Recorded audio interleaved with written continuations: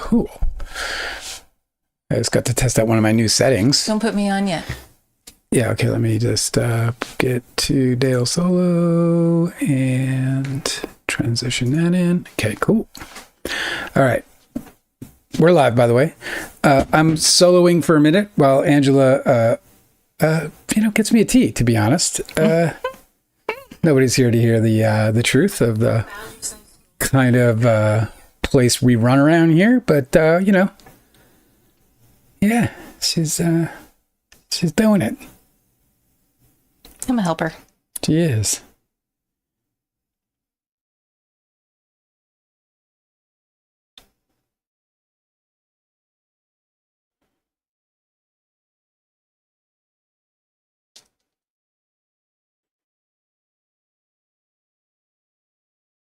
Cool.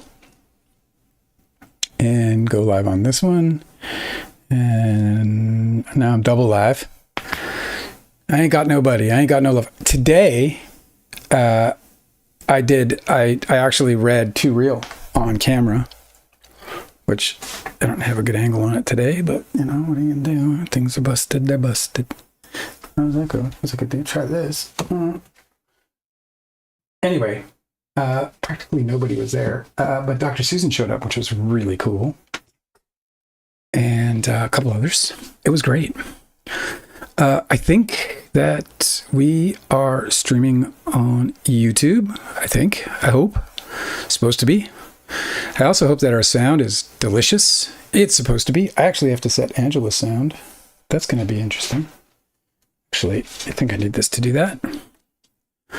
Anyway, I'm kind of just hanging out alone right now. I don't think anyone's here. Select stream, refresh, give me the stats. Yep, no one's here. Somehow we have achieved a chat rate of 1 with absolutely 0 people here. So, well, that's good. Don't know how we did that, but always achieving things. Yo. Can you move your phone? Because when you sit in your chair, you're blocking your book. No, I just moved my book. How are you not going to block your book? What do you mean? Can you move your phone so your book is more... I can't. The moves, it's going to be like this for today. What's up? What's up, Delicate? Hello. How are you? How are you? Are you good? Angela will be with us momentarily. You're moving to YT. What is YT? YT. She's in the Bay Area. Where's YT? Yellows. Oh. I thought you were literally moving moving YouTube. Up. She's going to YouTube. Okay. Well, we'll see you over YouTube. I'm so glad. YouTube's definitely a good spot. The weather's nice over at YouTube, they say. Oh my God. I can't believe I didn't figure out YouTube. Oh, look at that. That's right in the shot to the camera. Well, maybe I could do this again. Let me see. I'm not really using this today. There she is. There she be. Where's your tea? There's my tea. I be off to get your tea. You be getting my tea. I don't think we're so bad at that, actually. Now I'm going to move this back. Oh, my goodness. It's one of those days. One of those days. Who's having a crazy day today? Anybody else? Now you see me, now you don't. Is that a Taylor Swift lyric? Because she likes to use little bits and pieces of real life, don't she? Who's this guy? Oh yeah, thank you. This is wonderful. Right there's great. We have so much Karen Reed shit to cover. I mean, I don't know if it's so much, but it's crazy stuff. I don't know if there's any lively stuff. Stefan is here. Sweet. Oh, what's up? There was more statements of support from women's rights and domestic abuse and other organizations. So just more people stepping up saying, get this fool out of this situation, man. Yep. Guilty Angela's here. Yay! Guilty Angel's here. Angela's putting on her headphones. All right, we'll get some Angela going here. Heck yeah. It's good. Sounds good. Sounds real good. Unfortunately, I just used my my new little switchboard, but it didn't do the transition I wanted. It didn't. That's okay though. You said you had a crazy day. Do you just mean that you were like sitting in front of the computer all day long, like blasting your face with troubleshooting technology stuff? Because that does sound like a difficult time. Oh, I got to hear what you sound like. Can you guys hear Angela okay? Do I sound okay? I don't know. I got to find out. Are you testing my sound? I am. I am testing your sound, but I can't when you're not talking. Oh, okay. Well, what if I do this? What if I talk a little and then maybe a little bit more? Okay, that's great. Thank you. Okay. Think you'll be all right there? Put everybody through it. Everyone's like, oh my God, Dale has headphones on. Let me just do this. Dementia research. Oh, yeah, I know. Isn't it fascinating? My parents are going through dementia right now, and my mom, I talked to my mother. So my dad, it's his birthday. It was his birthday. So he comes up to me, I call him on the phone. We're chatting. It's his birthday. Hey, Dad, he's 84. What a milestone, 1 year away from the big old 85, They always throw a big party, right? I think George H. Bush, he jumped out of a plane, Did he? Yeah, on his 85th, I believe so. You can look it up. You know why I know him, right? Because he jumped out of planes like every year.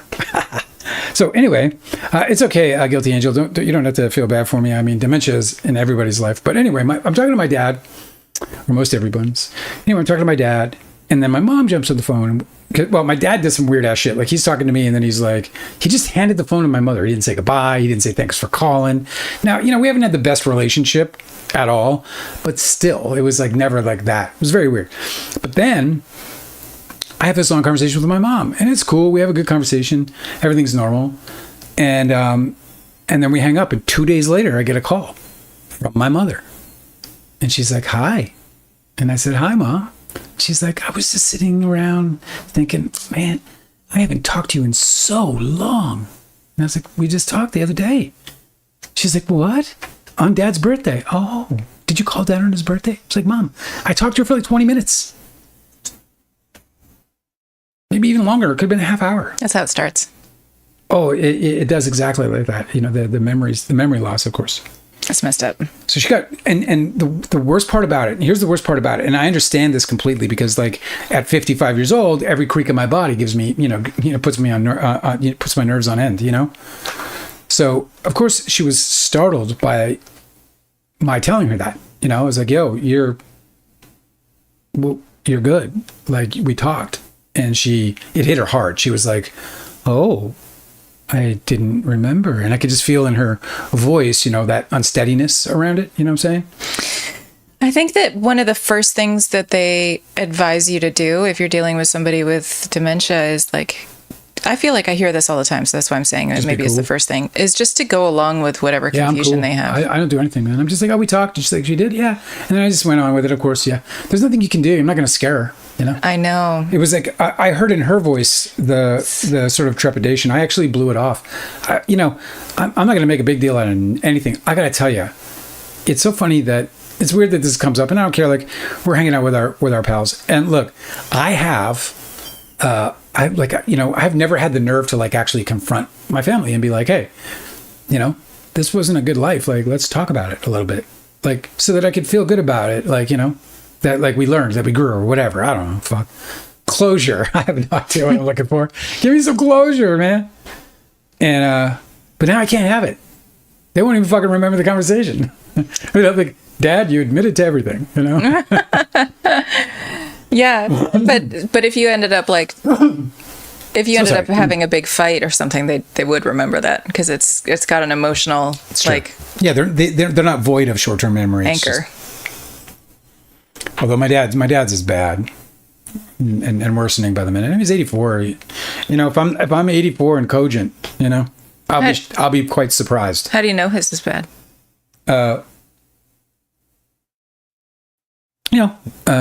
Like I said, he's never like just like it was like there was this guy I knew that he had like some kind of disorder that I thought that was like exacerbated by a bad trip on LSD. And like, so he was like, and we tried him out for our band, and he was playing guitar, and just fucking amazing. This guitarist, he just shredded. And then right in the middle of the song, and I mean right in the middle of the song, he walked around to the back of the drum set. He lifted his guitar up to the sky, and he just held it out and dropped it, and then walked away. And his face was all twerking and stuff. We were told ahead of time like he had issues. Do you know what I mean? But it was so abrupt, and it was just like everything stopped, and it was like, what issues? Holy shit! Like disorders, like mental disorders. I can't speak to them specifically, but it was bad. And he and also, you're like, oh, there it is. What happened? I heard was that he was on LSD, and then he had a bad trip, and he ended up in the hospital. I think everybody has stories like that. I have stories like no, that. but this one ends with he's in the hospital, and his friends went into the hospital and dosed him again. What while he was in the hospital, and apparently that like took whatever problems he had already had and just snapped him in two. And and yeah, so anyway, that's what my dad was like in that moment when he just walked away from the phone call. It like I literally pictured this guy that we had auditioned all these years ago. It must be 40 years ago, and it was just so abrupt and outrageous, and nothing he's ever done before. Guilty Angel is asking, do we still use lithium to treat schizophrenia? Oh, I don't know. I use that recreationally. No, I'm kidding. Didn't you tell me about an article? They were using this something new to treat schizophrenia? This was what Delicate missed, but they these I forget what the actual article was, but basically these dudes these scientists were playing around with LSD, and they accidentally found like an absolutely like game-changing a new treatment LSD, but not LSD. It's not LSD. It's like clinical LSD. No, it's like a different formula that they started out tinkering with LSD, and then they changed it. Oh, I'm so sorry. The best the best audio settings on OBS. I figured it out, I think. How's the audio sound how's the audio sound today, guys? It should sound the best it's ever sounded. Or my name isn't Orville Redenbacher, which it's not. So I guess I screwed it all up. Anyway, I'm back. Sorry about that. Bro, I think it's so cute how this dog just like immediately, like she'll show up. We have this, we're doing this in Dale's office. And she hangs out here sometimes. This is where I wrote 2 Real. But she knows our schedule. So like on the weekends, like she'll come in here and then just like wait and give me like sad eyes from like if I walk by in the hallway, she'll look at me like, what, are we not getting started? So she comes in here and she crawls into this bed and she just falls asleep immediately. And I just think it's so romantic. It's so sweet. Yeah, while I work, she does this. She would sit in here while I wrote. Mm-hmm. We had a lot. I used to have quite a rotation of dogs that would come in here while I wrote. They like the vibes, man. And feels good in here. There were times when I wrote and I cried. I mean, you would imagine. Yeah. And we've had dogs in here when that's happened, and they've comforted me. What? Yep. What do you mean? Like I'll start crying. Like no, I don't like blubber. I'm not like that's not what's happening.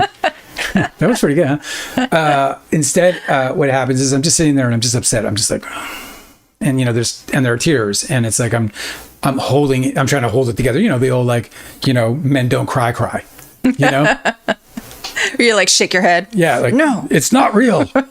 Emotions are not real. It's slap. Money is real. Emotions are not real. And the dog came up and just put her head on my lap, man. I was like, please don't cry. And I was like, I'm not crying. That's very sweet. If a dog did that to me, it would make me cry more. It would? But for a different reason. I'd be like, this is so beautiful. Guilty Angel says, audio is beautiful. I'm so glad to hear it. Also, that animals are very sensitive to human emotions. Well, this is true. I think it also is a really...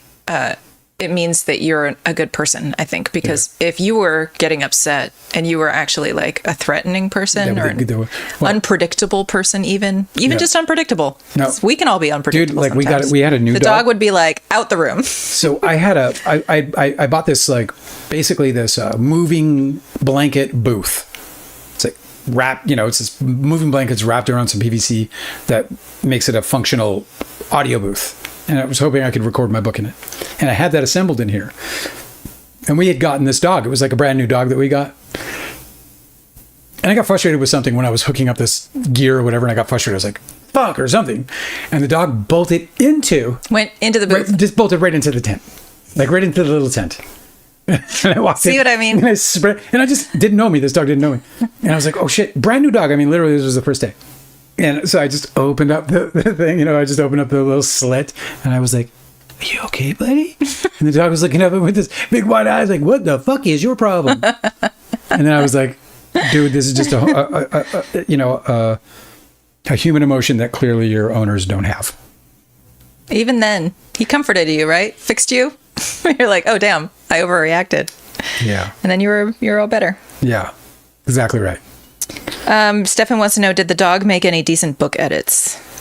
Yeah. Inspired at least one. You've written our dogs into screenplays before, though, right?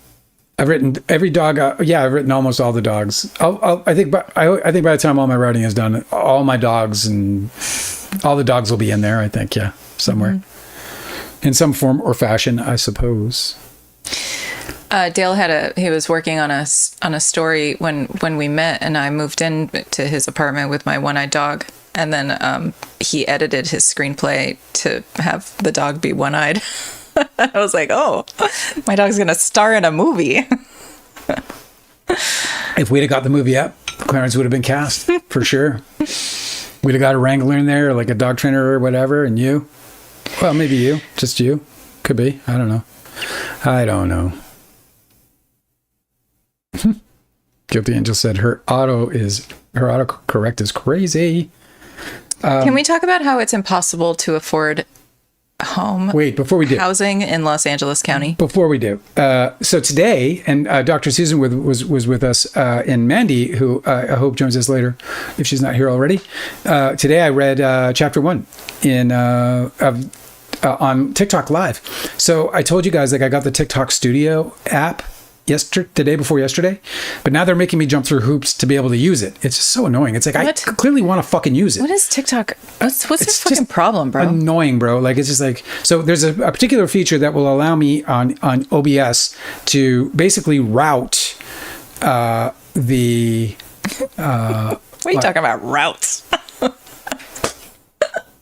Route.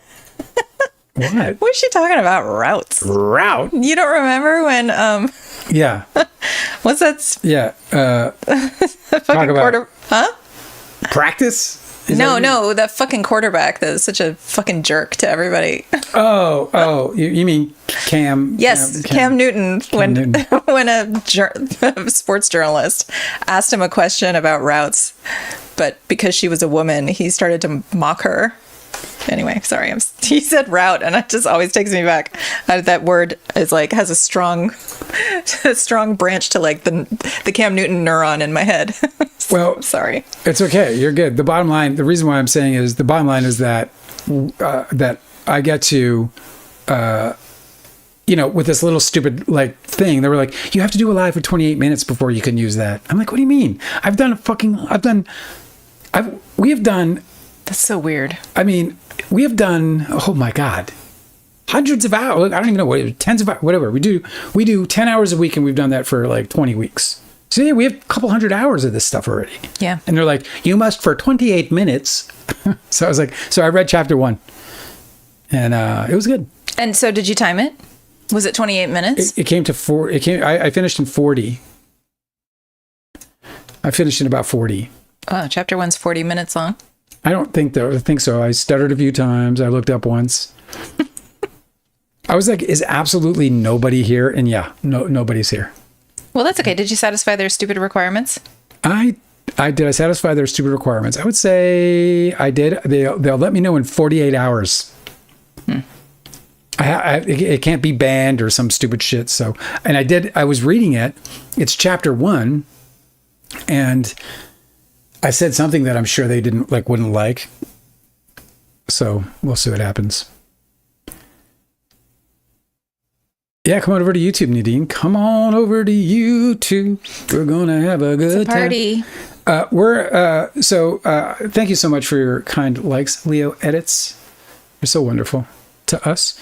We're going to be able to, but so anyway, when I get this little fucking tool, I'm able to then bring pipe the OBS broadcast to TikTok, which is what I want to do, because then TikTok will have this really pretty, two shot of you and me, and it'll be cool. You dig? Yep. Do you know who's stacked on top and who's stacked on the bottom? Yeah, right now you're stacked on top because it makes sense. But we'll talk about it later. We'll talk about that later. If you want to talk about like technical stuff, I'm on top. We'll do that later. Okay. Yes. Yay! Nadine is on TikTok. We got six. So here's another interesting thing that happened. There's this YouTuber that I've been, sort of whatever, watching to help me get my fucking sound right, because my sound is, I just really struggle with my sound. And the reason is because I'm using 50 different gains in all over the place just to make it happen. It's frustrating. Anyway, he goes live 2 or 3 times a week, and the guy had like 20 people. I was like, dude, I'm halfway there. It's pretty cool. What was he talking about?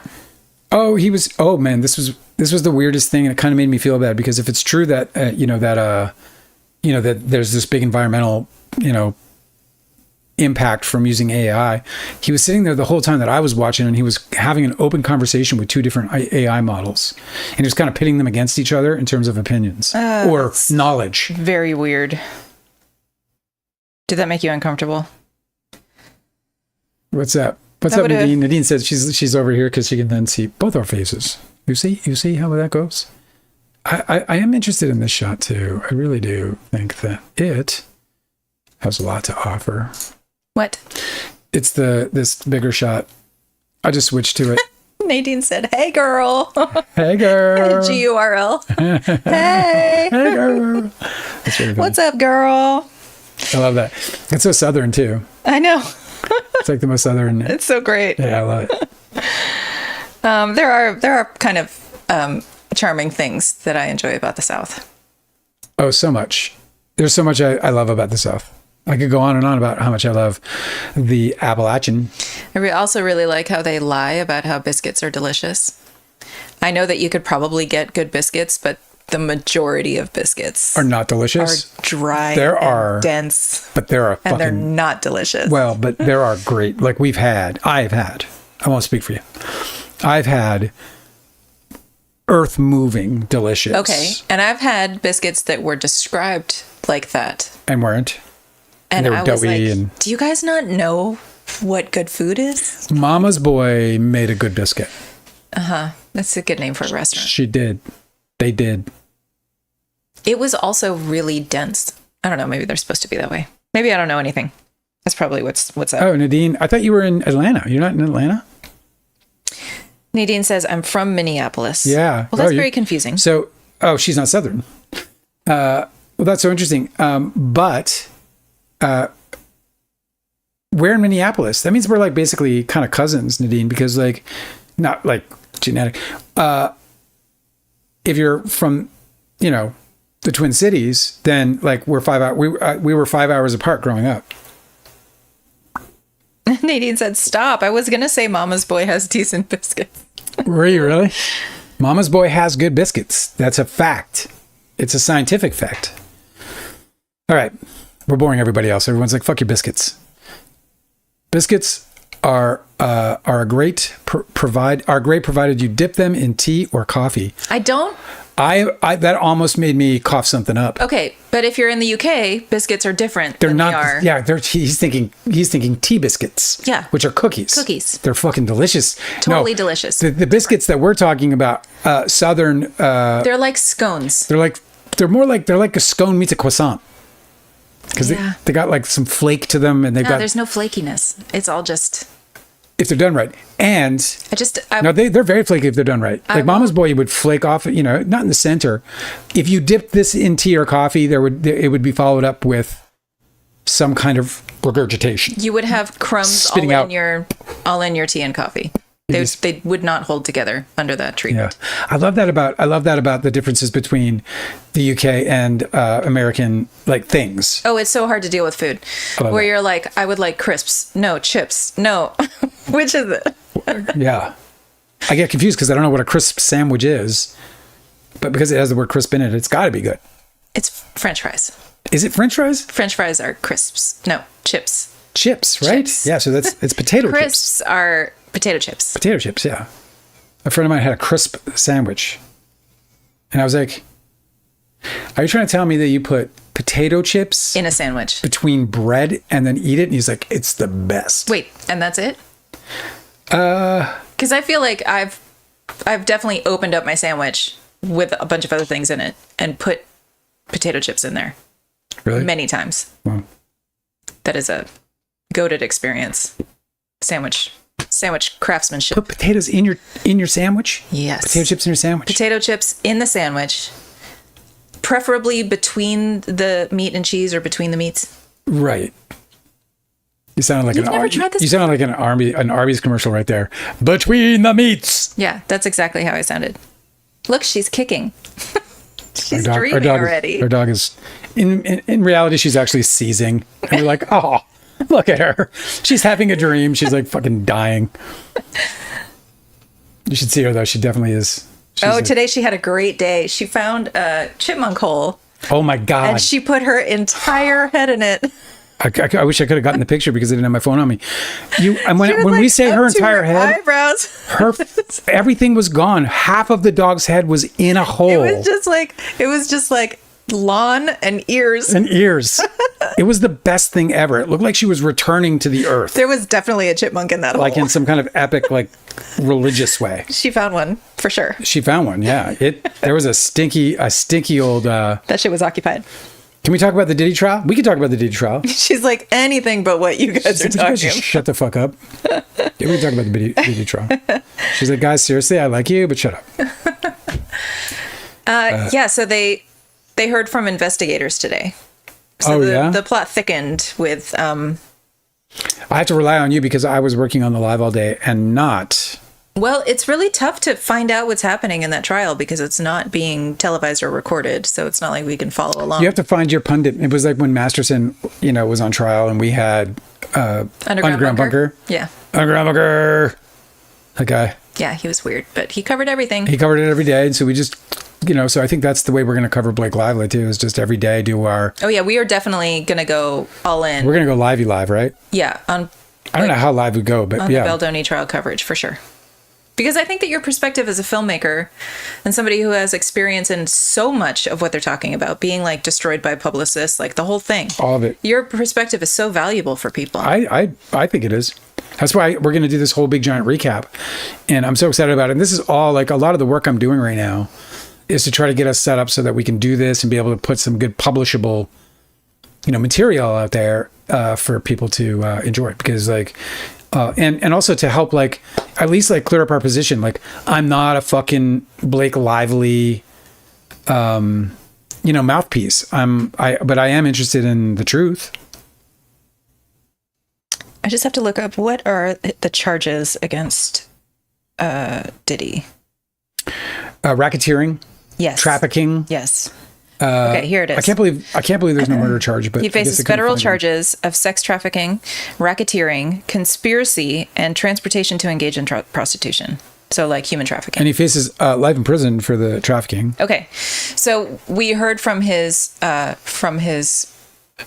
ex-girlfriend Cassie. We heard from his former assistant, who said that she was kidnapped and that he was making death threats.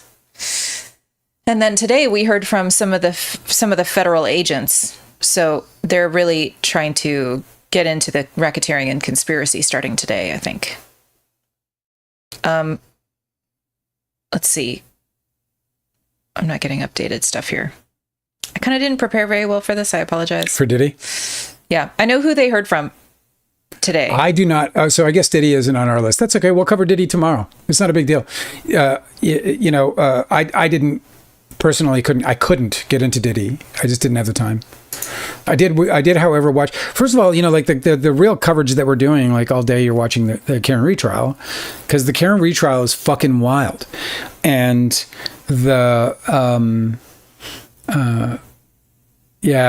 Delicate's like, I swear Diddy is responsible for Tupac and Biggie death, maybe even Aliyah. And this is the whole thing. Aaliyah. Yeah. Hey, I'm a Canadian. Did you know that in where I grew up, we did not call him Keanu Reeves? Where I grew up, he was called Cano. Yeah, and you guys were wrong. I fucking showed up in LA, and people were like, Keanu, and I was like, that's cute. That's wrong. You're saying that wrong. You know how you like believe the shit that you believe, and like sometimes it takes like a smack in the face to make you realize that you're not the guy who has any right believing what you're believing. Like I was like, no, people are saying it's wrong. It's Cano. Okay, here's the scoop. I don't know how the whole city like didn't watch a single fucking like episode of Entertainment Tonight. You know, Cano Reeves, like that just didn't happen. Anyway, what charges do you think they're trying to prove with in the Diddy trial by calling Cassie and his former assistant Capricorn Clark to the stand? That's the human trafficking, right? And maybe racketeering. I don't know, because he's up for racketeering, right? Yeah. Yeah. I don't know, but I would imagine it's probably trafficking, because he would make her do the freak-offs. And the freak-offs, he made her do shit that she didn't want to do. And he took her, he flew all over the world to do those things, I'd imagine. Or at least some places around the world. Around the world. So they also heard from other assistants and like a stylist for both Cassie and Diddy, who just like told the jurors that they witnessed violent encounters. But I think also today there was like LAPD and LA Fire Department of people who were talking about how the situation with Kid Cudi. It's just weird. Like, I think that the jury is expecting to hear more evidence about different events. I mean, obviously he can't escape whatever charges are tied to these events. There's too much testimony. Too much testimony. But I'm just not clear, I guess, on which ones they're trying to prove with this. Yeah, I mean, we gotta get back into that case and dive in a little deep, because I am not well versed on the Diddy trial. I did find it very weird and interesting that they're talking about the violence, because I'm not sure how that helps the prosecutor. Do you know what I mean? Yeah. Like in the case because as it was happening, I was like, I don't remember him being charged with any kind of battery. Well, that's what's weird to me about it. It's like she testified so much about, they showed the jury pictures of bruises and everything. Well, they showed them the videotape. Yeah, right. The cat. I don't know that they did yet. They did. Okay. Yeah. I believe you. It kind of sucks that we can't follow it more closely, but I guess that's the nature of these cases in federal court. We're going to have to get our... I think they said 6 weeks. Guilty Angel's asking how long the case is supposed to take. I think it's like 6 weeks. I think it's going to be a minute, The defense is going to be putting on a fucking shit show of we've been wronged, Thank you, everybody, for liking and subscribing and do all those things that help us as we try to grow this into, like a legitimately, whatever, a chart topper. Yeah. We want to be chart toppers. They're like, well, then fucking tell us what's happening in the Diddy trial, dick. Listen, I'm very excited to get into that case a little bit more deeper. But I got to say, that case is less interesting to me because it's so vile. Do you know what I mean? Yes, I totally know what you mean. It's like I want his victims to get justice, but to me it feels like I'm looking in the guts of something horrible that I don't need to look at. Like what I glean from all of this, if Diddy walks, he's a giant POS, and he has no respect for anybody around him, and that he's vile and he's disgusting. It's just not like I can't find my play. Like, I'm interested in Lively and Baldoni because I relate to the case. I have something to say specific to it in terms of like what I see going back and forth. With Karen Read, I'm deeply into that case because the injustice that's clearly trying to be done. Like, and watching people participate, like today's witness, watching these witnesses come on there. These guys they call themselves experts. They have these high degrees and do all this shit, and they work with all the fucking prosecutors of the world and criminal attorneys of the world, and they're so ready to sit on a stand for an exchange of cash and make statements to the detriment of somebody's life where they clearly don't make any fucking sense. I think for me is the reason why I'm interested in any of these cases is because I'm interested in the defense and the defendant, because I believe that maybe they're wrongfully accused. Well, you love true crime anyway. Yeah, but it's also it's very interesting to follow a case if you think that they're maybe wrongfully accused. Like Blake Lively and Justin Baldoni, they sued each other. It's not like one's a countersuit, right? Like they sued each other. So there's obviously the intrigue of like the back and forth. And then with Karen Read, like I do not believe that it's possible that she did it. I think it's impossible. And so I'm following this case because I want to see how that case, her defense, comes to light and what the jury is being shown that might get them on my side, right? Because I'm very biased. I'm going in biased. Yep. With the Diddy case, it's like I believe that he did it. I believe that he's been charged appropriately. Yeah. I'm not really interested in his defense because I hope they fail. Like, I don't know. It's harder to follow because I'm like, yes, a dirtbag is in court. Good. You know? Well, and that makes total sense. And and for me, it's the graphic nature of the case. It's just like, why am I going to immerse myself in this hideous behavior? Listen to this on some kind of like regular, like first of all, I'm a survivor. Do you know what I mean? Like, I don't need to immerse myself in people sexually assaulting people and or like kidnapping and torture and like all kidnapping, torture, trafficking. I don't really need to spend too much time with that on a daily basis. You know, when there are so many other interesting cases going on that I think have more importance to the world. Like, I think the only important thing happening in the Diddy trial is the fact that he gets convicted and gets removed from society. You know what I mean? Like, that's just how I feel about that situation. I feel like convict his ass and get him the fuck out of society and let's just move on. You know? And as far as people who are associated with him, you know, somebody brought up Leo Edit says, you know, Diddy and Leo are friends. Yeah, they are. Or were. They're not friends now because Leo would never be friends with somebody like that. Why would he do that? I know. Even after he had a reputation for having, like, you know, killed his coworkers, he was still hanging with them. Yeah, but then I guess I'm a hypocrite because I'm very interested in the Kohberger case, which is coming up in a few weeks. I think like 6 weeks, 8 weeks, maybe. I gotta look. I think it's in August. But I'm very interested in that, and I also think that he did it too. So, but I'll be following that case because I'm interested in. Yeah, I understand where I even feel a little hypocrisy in myself there because I'm also interested in that case, and there's just about interest as well. Like, for whatever reason, I don't find Diddy's case all that interesting, whereas Bowfinger, what's his name? Yes. Hey man, you want to hear something weird about Bowfinger? You know what that movie is? Kohberger. Yeah, Kohberger. So Kohbergs, as I call them. I'm interested in this case. I'm interested in this case. This case I'm interested in. But this case, it doesn't involve, like, this case isn't about somebody who went through some like long, some overly long period of abusing people through abuse of power. This is, I think I'm interested in this because this is something I could write about in a minute. Like, as far as like the way his brain works and what happened. And, I just want to learn everything I can about it because it's like I said, it's the kind of thing I could write about. Diddy's not the kind of thing I could write about. It's not something I would ever want to write about. If that makes any sense. I think maybe Diddy's case isn't more interesting for people who really are interested in organized crime and like mob sort of lifestyle. Because he really did bully everybody like openly. And he had a bunch had a bunch of like Leo too. Like servant warriors that like went and, helped, cover up his crimes or bully other people. It's just like super strange. Another thing that's super interesting about the Kohberger case is how they caught him.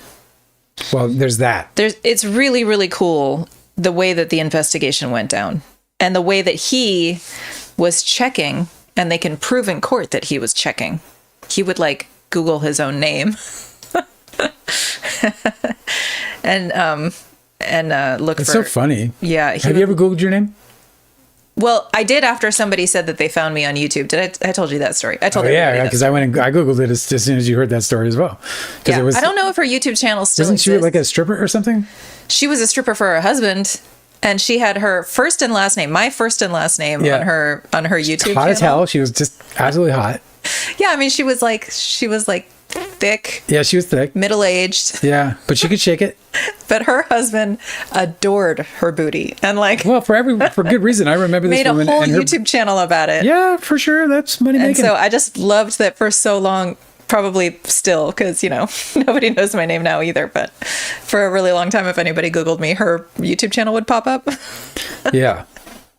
And it was just like ass worship videos, like poolside in a tiny bikini, and her like slow motion dancing, like kinds of weird shit. Slow motion with like really bad music, sway into the music. Anyway, we were talking about serial killers. I know that's a great song to play during talking about serial killers. It's very American Psycho.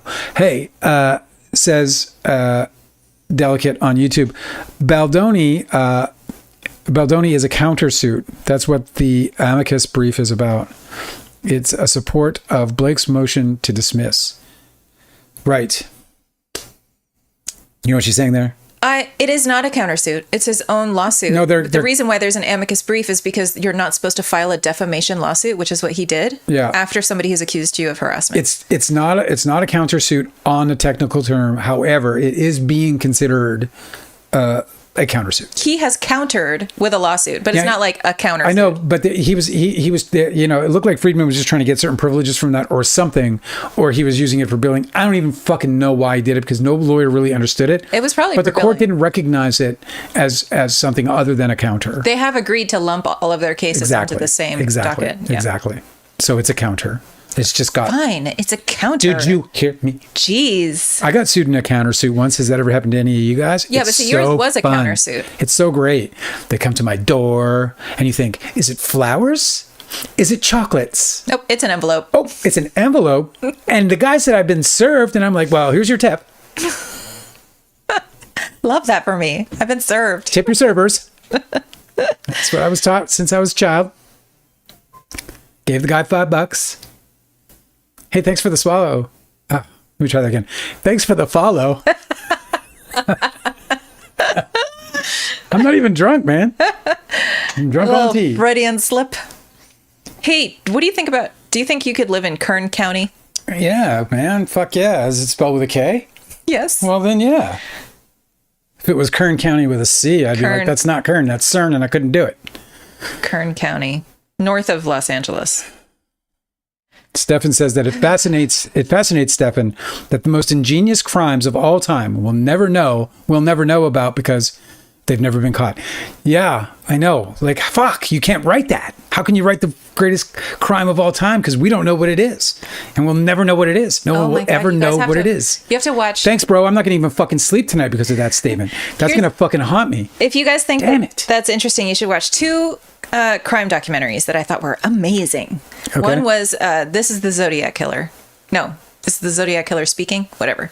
It's a Zodiac Killer documentary on Netflix. Yeah. And they think they found him. They think they found the guy. And he was, if this is the guy they're talking about. He's Deed, right? Yes. He was so sloppy. So it's not like if he's so clever, he evaded law enforcement. He was like really impulsive. See how you can say that about a guy and it's not a big deal? Go ahead. What? Sloppy. Go ahead. What do you mean? I clicked into, never mind, go ahead. You can't say that about women? Just go ahead. You can't. You're trying to make it like a sexism thing? Not like a sex thing, like a sexism thing. Yeah. Go ahead. Just keep going.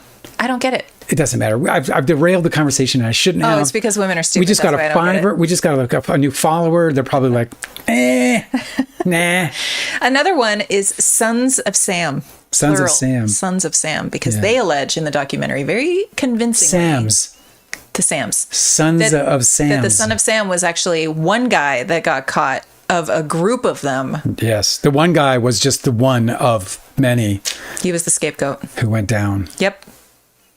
Those are both really interesting documentaries. Delicate can't see the Zodiac Killer because she lives in the area that it happened. Yeah. He's dead. Right? Mm-hmm. Yeah, he's dead. You can do it. Yeah, his own family was involved in this the documentary, being like, I'm pretty sure it's my dad. And here's why. There's this happened, we were there, and they were there. After O.J. Simpson killed his ex, I would have, a constant stream of humanity coming to my home to visit because I lived in Los Angeles. So it's so funny. Like I moved to Georgia and literally no one has visited us. We've been here for 10 years, more than 10 years, not one visitor. In Los Angeles, it's like, I can't take another person this year.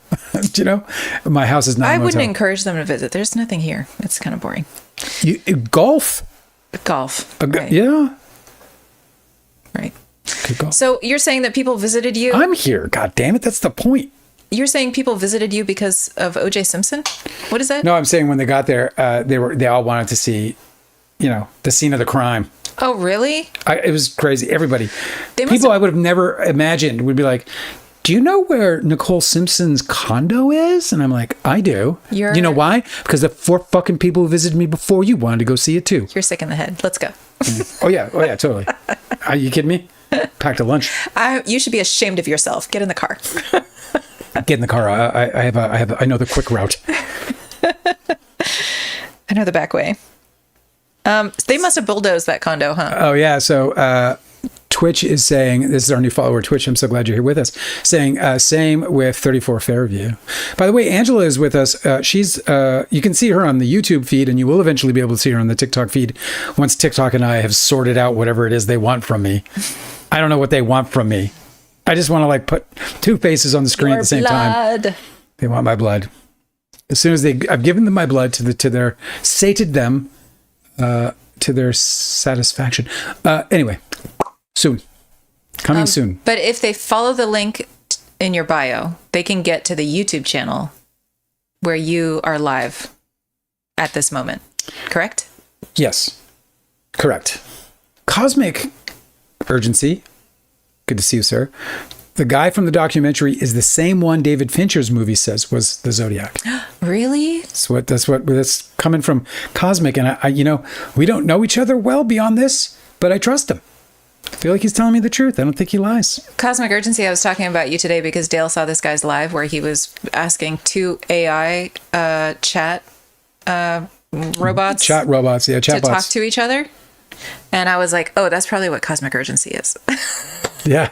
I know, because we're so determined to identify you, and you won't allow yourself to be identified. As soon as we hit the top 10, that's when we're gonna reveal who Cosmic Urgency is. Yeah, it's gonna be like a big face reveal. Except it'll be you and not us. No. We'll just like something like some kind of identity confirmation. It doesn't even have to be a picture. It's probably super easy to figure out who people are online. I just don't know how to do it. So if somebody's like, you'll never know who I am, I'm like, yep, you're right. I'm going to incorporate tiny pineapples. Oh, by the way, I did say this already, but you know what? We have more people here now than we had before, so we got a bunch on both platforms, and so I read the first chapter of my book. I think I'm going to read the whole book on lives. I think I'm just going to read the whole book one through all of it. Even the naked scenes. All of it. I'm going to read the whole book. What do you mean all of it? The whole damn book, word for word. We got to talk about this. Yeah. I'm not going to rebroadcast. You're going to. I'm not going to do it on YouTube. It's going to be on TikTok where there's not even a replay. I'm just going to read it once through. I'll record it, and then we can use it for whatever we want it. Oh. See what I'm saying? Because then I'll have clips. It'll be fun.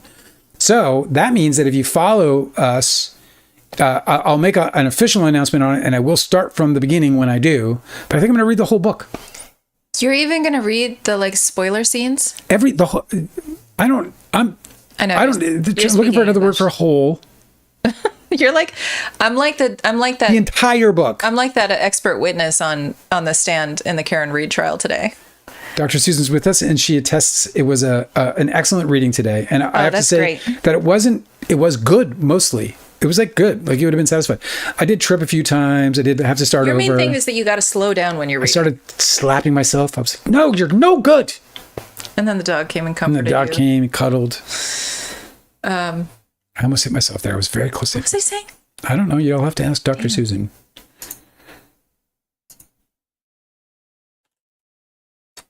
Cosmic Urgency said other people are going to read it now.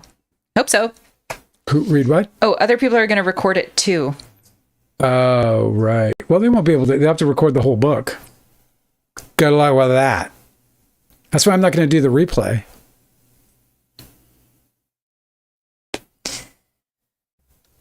But if they record it, then it's out there. Oh. Now, what do you care? You don't care. Actually, you know what? So you have the loudest keyboard. I don't. It's like mechanical kicks. Yeah, man. It's the best to write on. It's just like you go into a trance. You're like, the clicking's perfect, but it's the action that matters to me. You know, in all the action movies where they like have to like hack through the mainframe or whatever, and like there's like like this 3 or 4 people behind. We've got to get through the mainframe behind the hacker, and they're like watching. They're like, enhance. Yeah. Do you know how they always? You know how they always use water rippling off of the... Okay. You know how they always use like sound effects that make no sense? Yes. Like on the screen, something will happen and it'll go... It's like, that doesn't actually happen. It doesn't make sense. Like, your keyboard sounds like that. Like it doesn't make any sense. Way too loud. Doesn't make sense. Like bad running through leaves Foley? No. It sounds like bad keyboard Foley. Oh. Like it's too noisy for a keyboard. Like a bad Foley artist. You're like, come on, bro. You can do better. I'm trying to get through. Stefan said he saw the new Mission Impossible tonight, and it was not a bad watch. They're generally good, aren't they? Stefan said, "Clickety clacking keyboard." They're the best. You got to have it. Does Tom Cruise look old yet? I'm waiting for him to look old in movies. To Tom Cruise? Yes. Is he old? Does he look old yet? Mm-hmm. He's got the jowls. He has He's got these jowls here. They never used to have. To get those a little. I used to think he was the most handsome movie star in the 80s. I thought he was the most handsome movie star of all time. I was like, if only I could look like Tom Cruise. And then I dated this this girl. Her name was Christelle Grésillon. Isn't that a great name? Grésillon. Her mom was from France. Her dad was from Iceland. They got along very well. She worked at this place, and I used to go and pick her up and drop her off. And she asked me to come up once, and I did. She was with all her girlfriends or whatever. I don't know how old I was, 18 years old. She was with all her girlfriends.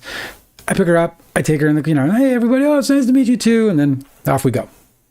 And then 2 days later, or maybe the next day, Christelle Grésillon tells me that one of the girls said I looked like Tom Cruise. Now, obviously that's not true, but I couldn't have been happier. I was like, oh, that's ridiculous. But like the inside of me was just like... Tell me again, what did they say exactly?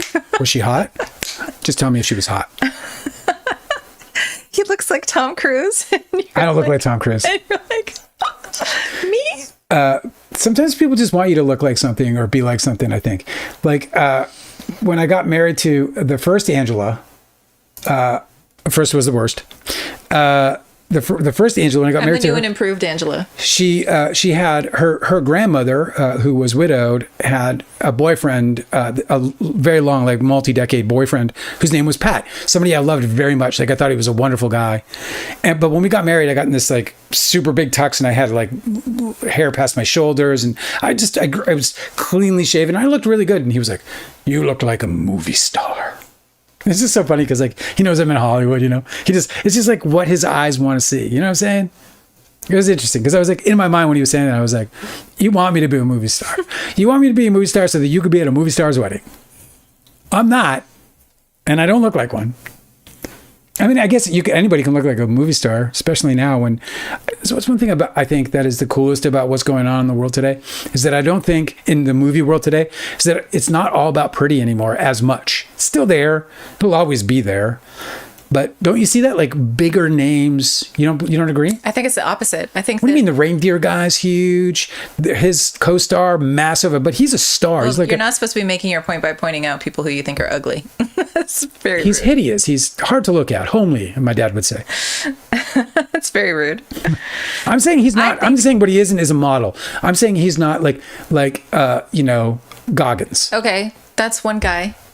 But I just feel like generally when you watch a movie about like a bunch of like whatever, one of these like thriller or horror or drama, even like whatever, anytime they're casting anybody young, they're always the most good looking person that was ever in your whole high school.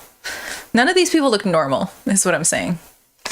There's like old actors. Well, they got to have character faces and stuff. No, not anymore. They don't. Everybody's good looking, and it's annoying. Who? Look at White Lotus. Look at that. Look at that cast. Look at that cast. Whose is it? Who's the? Wait. Let me figure out. Are you going to point out somebody you think is ugly again? Goggins' girlfriend is not. No, I'm not saying ugly. To be serious, I'm not saying ugly. I'm saying not what like the Hollywood like pretty. You know, the straight lines, the everything tooth is perfect. Blah blah blah. What I'm saying is like real beauty. To be sure, what I'm talking about is real beauty, where not to be funny. She has like Shelley Duvall looks. And she's absolutely stunning and gorgeous. Right. She's stunning and gorgeous, but she's definitely not what you would consider like your quintessential beauty, I guess you could say. Okay, I think that maybe English and I feel actors, like that's more maybe common England is producing more normal looking actors. But if you talk about who they're elevating in the US, I think everybody's too good looking. It just doesn't seem. You get like an ensemble cast now of like relatively young people, like in their 20s and early 30s, and they're all like way too good looking. They don't look like normal people at all. I take it all back. Bono cheekily weighs in on Springsteen versus Trump squabble, and he says there's only one boss in America. And I thought, Bono's not my favorite. Not at all. But I like that. That was cheeky. I wanted to share with you a really nicely delivered cheeky. So the old men are beefing? Is that what you said? Yeah. Well, Springsteen, you didn't know this? Springsteen and Trump, they're going at each other. I don't give a shit about that. You don't care? Springsteen's a good dude. What's wrong with Springsteen? How could you? I cried on this live. I read Springsteen's beautiful soliloquy to America. Mm-hmm. By the way, Cosmic Urgency yesterday I put on Ginsburg to leave, and I'm sorry that the audio quality wasn't the best. I should have rehearsed it. Cosmic Urgency, the last comment I saw, ew, Allen Ginsberg. Yeah. Which, by the way, he's not wrong for that, because like the only poem that I can say that stuck with me out of the works of Ginsberg that I read, and I read a chunk of them back in the day. That was the only one that, like, I love it. I love that poem. But it was a really funny thing to see. I was like, oh, dude, man. Hey. Yes. I just became paranoid that I have vegetables in my teeth. Oh, I didn't tell you. Do I have vegetables in my teeth? You had a wiggling leaf of Chinese broccoli there, but it's gone. It came out. It released. It hit your lips. Are you serious? And then you just sucked it back and it went away. You're fucking with me. One thing about having absolutely enormous teeth is that I have to constantly be worried that they're doing too much. I use them to shorten carrots. I know. I shred vegetables with them, much like a horse does. It's like how you get those fancy blades that give you the ribble cuts. That's your teeth. But your teeth, you give us this little fancy cut that is, which is like in the bowl. Then we just rinse them off and put them in your salad. It's exactly what it's like. I don't know what's happening to us tonight. David Geffen's estranged husband, 32, he requests spousal support from amid his divorce from billionaire music executive who is 82. He's 32? Yeah. And his ex is 82? Yeah. So everyone's bagging on Leo. And but David Geffen's over here dating people who are 50, marrying people who are 50 years younger. Yes, and if Leo did that, then he'd be... These would be newborns. Oh my God. Wait a second. So he married an old ass man and didn't get a prenup, or no, wait. He didn't have all of this sorted out in his prenup. I don't know how it works. Yeah. Okay. Let's hear from the chat, shall we? Yes. Cosmic Urgency on YouTube. Yes. Leo Edits is talking to you on TikTok. Hi, Leo. Hello to Cosmic Urgency. If you are here, I'm your fan. I think because Leo Edits thinks that Cosmic Urgency is Scott Bloom, yeah. It's Scott Bloom. It's the greatest. I love that. Oh man, it's so great. I really hope that it is, so that he knows that he has a fan. So who's Jacob Elordi? Jacob Elordi. He's an actor. Oh. He's very tall. Oh. Well, those are handy. You don't want a tall actor if you're going with Tom Cruise, because he's short, and Tom Cruise would not like that. Did you know that... Dale, do you want to hear from the chat or not? Yeah, of course. Are you going to tell me another news item about boomers? About boomers fighting with each other? Hey, listen, everybody's got to fight. Delicate's asking, can you tell us what a Foley is? A Foley? Yeah, because we were talking about your clickety-clack keyboard being bad Foley. Foley is recording the recording of sound effects to dub in over, so like, footsteps, leaves crunching, just sound effects, like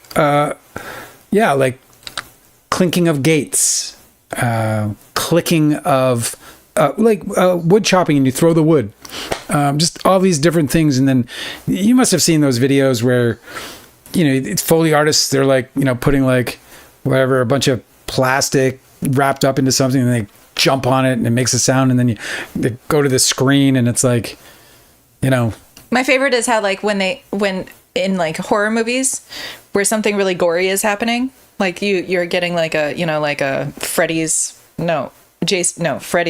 claws like go through the guy's chest or something. Yeah. And the Foley artist will be like tearing apart a cabbage. Yeah, exactly. For that sound. Yeah.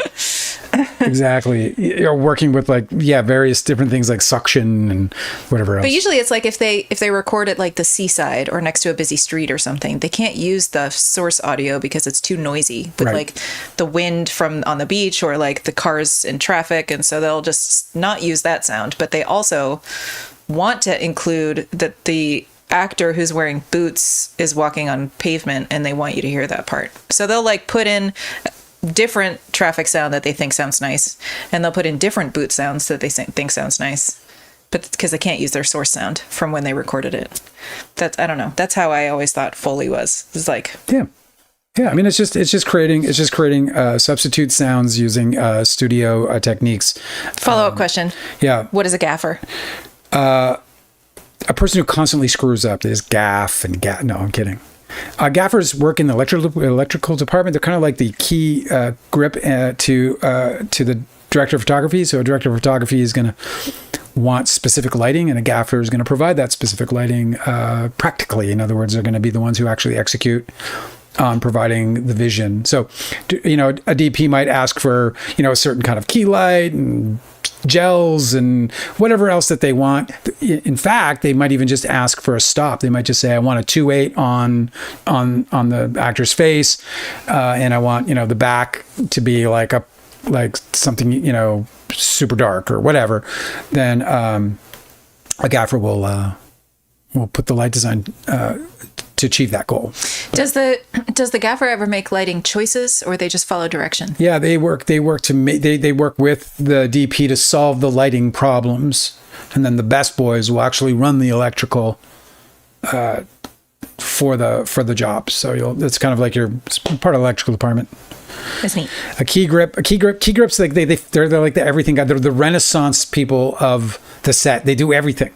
Like it's like, hey, Bob, I need the car to flip over, and then after it flips over, I need a shot inside the car, but it has to be in a specific angle with a so you create this really big problem of a spinning car and a camera and whatever else, and then a grip department will figure out how to secure that camera and put that camera in the right spot and make sure the gear is safe. And we use our key grips key grips like solve all of the major sort of I don't know how to put it. They're like the engineers on the set, basically. That's neat. They're like set engineers. I love them. It's my favorite department because they have to be so inventive in terms of the way that they solve problems. And so like it could be as simple as like and then like they like many will turn it into comedy. Like you'll be like they'll like if you need a light your cigarette back in 1985, they'll come up with a contraption. They'll have like a contraption that'll do that. And they'll be like, oh, you need a cigarette, and then like they go, and then, yeah, exactly. Key grips so are, great. they're like engines, like set So engineers. that's why you opened your book with them, right?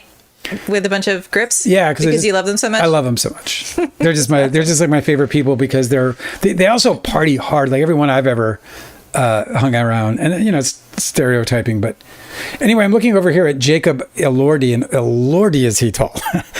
6'5".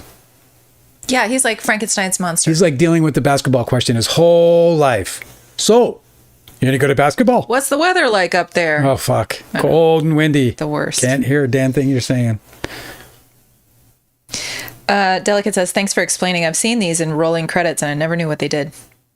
They're like really, really important roles. Key grips make huge money, and gaffers are, they're just so important. Leo Edits wants to know, what's a best boy? It sounds like such a cute job. It You're does, the doesn't best it? boy. They run the electrical. So like if a gaffer is going to set up a whole light thing, best boy is going to power it. They power everything.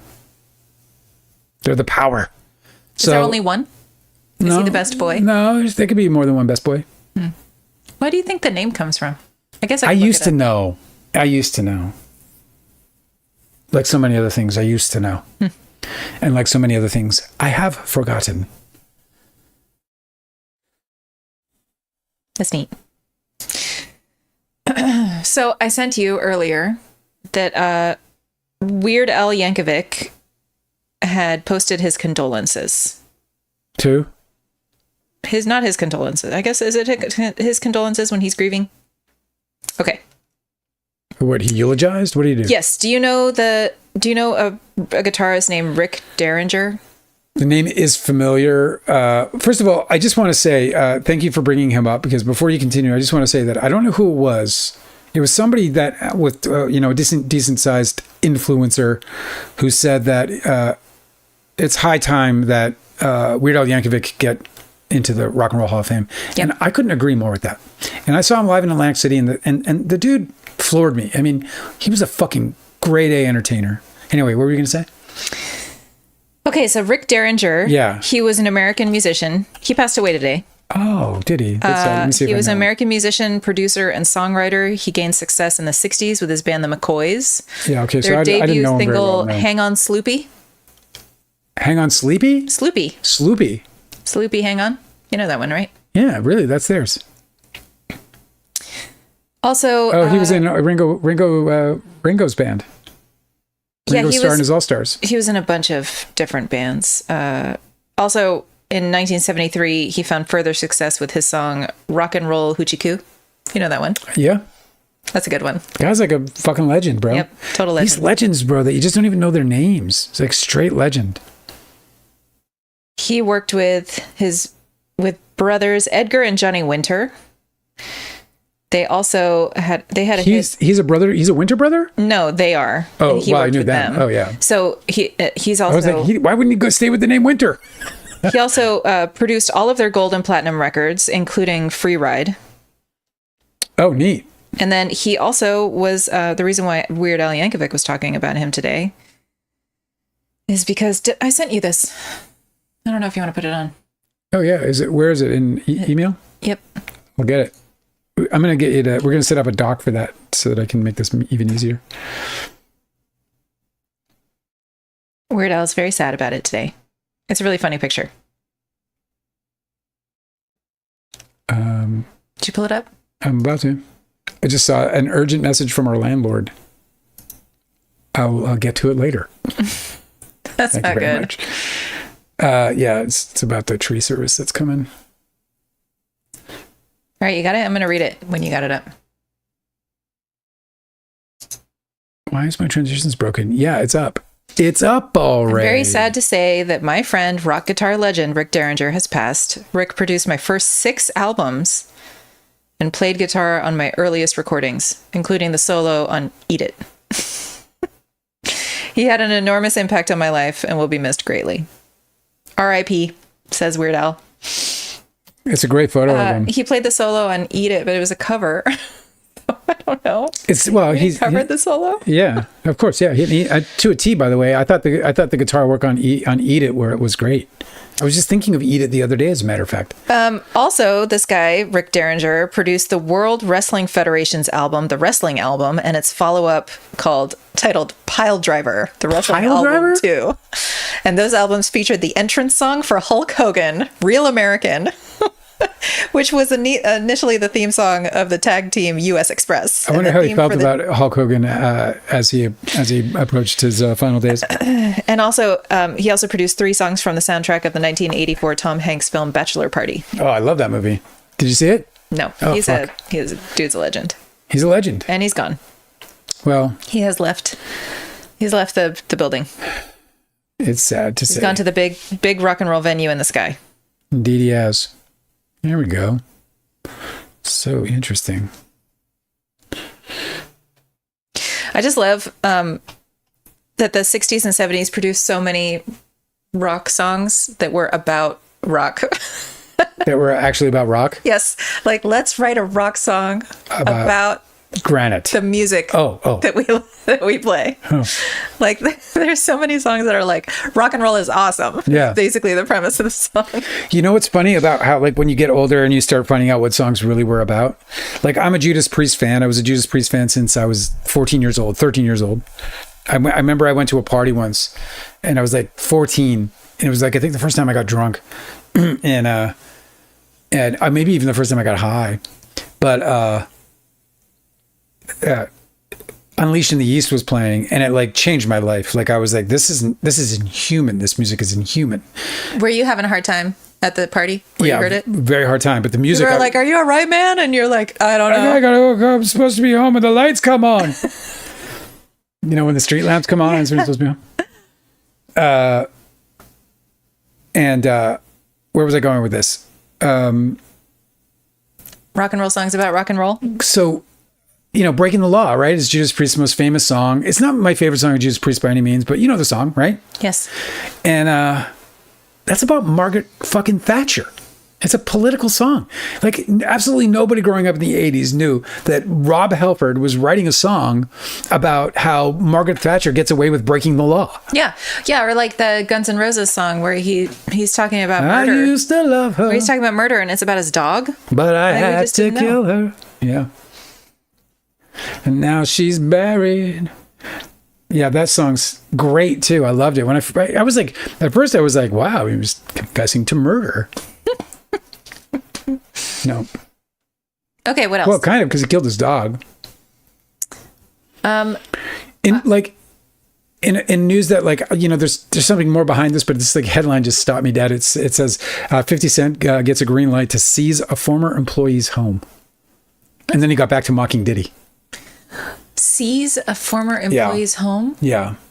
What did he lose? To be able to do that? I don't know. It's in the LA Times and it hit a paywall. Well, that's so weird. Like, what's the context of this? He was in a fight with a former employee and let me see if the comments. And now that he gets to make him homeless? It's just such a sad headline. What the hell? Like, seizing a former employee's home. Why would he want to do that? So it just sounds So a former employee of his owes him enough money that he can seize his home for it. Did he steal top money? Comment helps clear up some of this. I'm sorry I can't get through the article. It says, dude embezzled over $2 million. And they won a judgment of $6.5 million, and the home was worth $1 million. So I assume the judgment is the primary debt, and the guy was trying to discharge via bankruptcy. It's a complicated case. So he stole $2 million or $6 million or something. No, he got a judgment for $6 million. He got a judgment for $6 million, but embezzled over $2 million. That's rough. That's rough. If you steal $2 million and the judgment is for 3 times as much, ouch, bro. Well, there's more to it. And obviously damages. I mean, fuck. Yeah, you had to sue him for it. Well, the other thing you can say is, like, what would have he was investing in his future. 50 Cent. I mean, I don't know what. Let's find out. Let's see what this guy's worth. We're learning in real time about how much is 50 Cent worth? They're going to be like, 50 Cent, stupid. I know, it's going to be impossible to search for. You're like, 50 cents is worth this much in euro. Fuckers. What is musician 50 Cent. Or that's probably I should have asked for his net worth. His net worth is 155 million by Forbes in 2019. Oh, that's so crazy. Because what is he filed for bankruptcy in 2015. I don't know how you do that. Oh, I couldn't. More money, more problems, bro. It's so crazy. Like, can you imagine having an employee steal that much money from you? I can't, because I've never had an employee. Apparently, Brad Pitt's whining about, losing his anonymity as a star, and how his personal life is being talked about on sets all the time. And okay, well, his comments were taken a little bit out of context. Of course, they're headlining with like the worst things he said and taken totally out of context. Yeah, he's basically, obviously, he shouldn't be speaking about this at all because he does not have a winning stance about this at all. No. Like he's credibly accused of like really abusive behavior to his children. Yeah. And we're doing literally loathe the air he breathes. And we're doing the thing that he's saying that he's so annoyed by, right? Where he's like, I wish that people weren't talking about my personal life or about I wish you weren't abusive to your children. But it's like, dude, like maybe you should have thought about that. Do you know what it is, Brad Pitt? Here's the thing. First of all, you don't get to be fucking famous and then not be held accountable for the person you are, because you're always trying to, and this is true for not just Brad Pitt, but most stars, you're always trying to put a front on us anyway. You're always trying to make us believe you're something that you're not anyway. So what is that? Also, like, it's like, I'm sorry that we found out the truth that you're actually a fucking shithead. Also, you get your like brand deals. Not you, right? Not him, but everybody in that position. They get their like brand deals based on their reputation. Exactly. If they don't keep a clean reputation, right?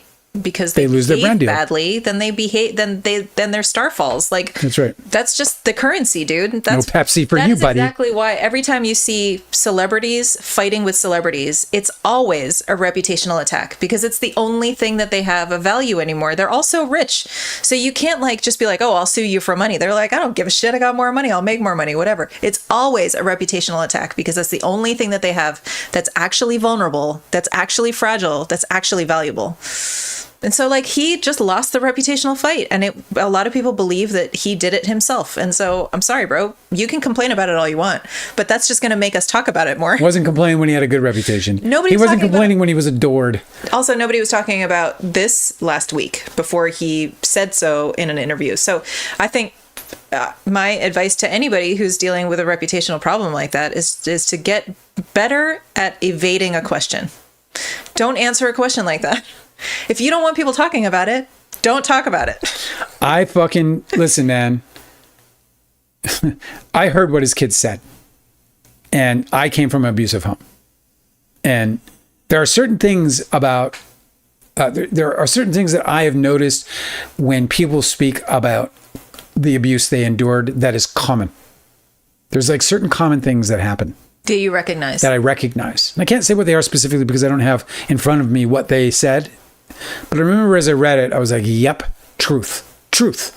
Like, I mean, exactly like the environment I lived in. Exactly. Like, just like fucking holding up a mirror. Like, I don't know how you would find out that, like, it was that kind of an intricate, like that, you know, that isn't just accompanied with regular anger or some kind of, you know, regular kind of like dispute between even family members, but rather something that is deeply embedded in a form of abuse and loathing of children. Yeah. Like there are certain parents who fucking loathe that they have kids and what those kids did to the life that they thought they had before that. I've known these people who were my friends, and I say who were my friends who had children who went through this crisis. They go through this. Some people go through a crisis over this, and they either end up really bad parents or they end up adjusting. And I don't think that Brad Pitt adjusted, and so he ended up being a real shit of a father. And I don't know. I don't think there's a worse thing you can be than a shit parent. You know, I'm not talking about parents who make mistakes. I'm not talking about the things that we do I'm not talking about learning and growing and being a regular human being going through life. I'm talking about like negligent love. Do you know what I mean? Mm-hmm. like people who say they love you, but they don't do anything for you. They don't do anything, and they're mostly abusive or oppressive or suppressive or some kind of, something that is potentially psychologically damaging.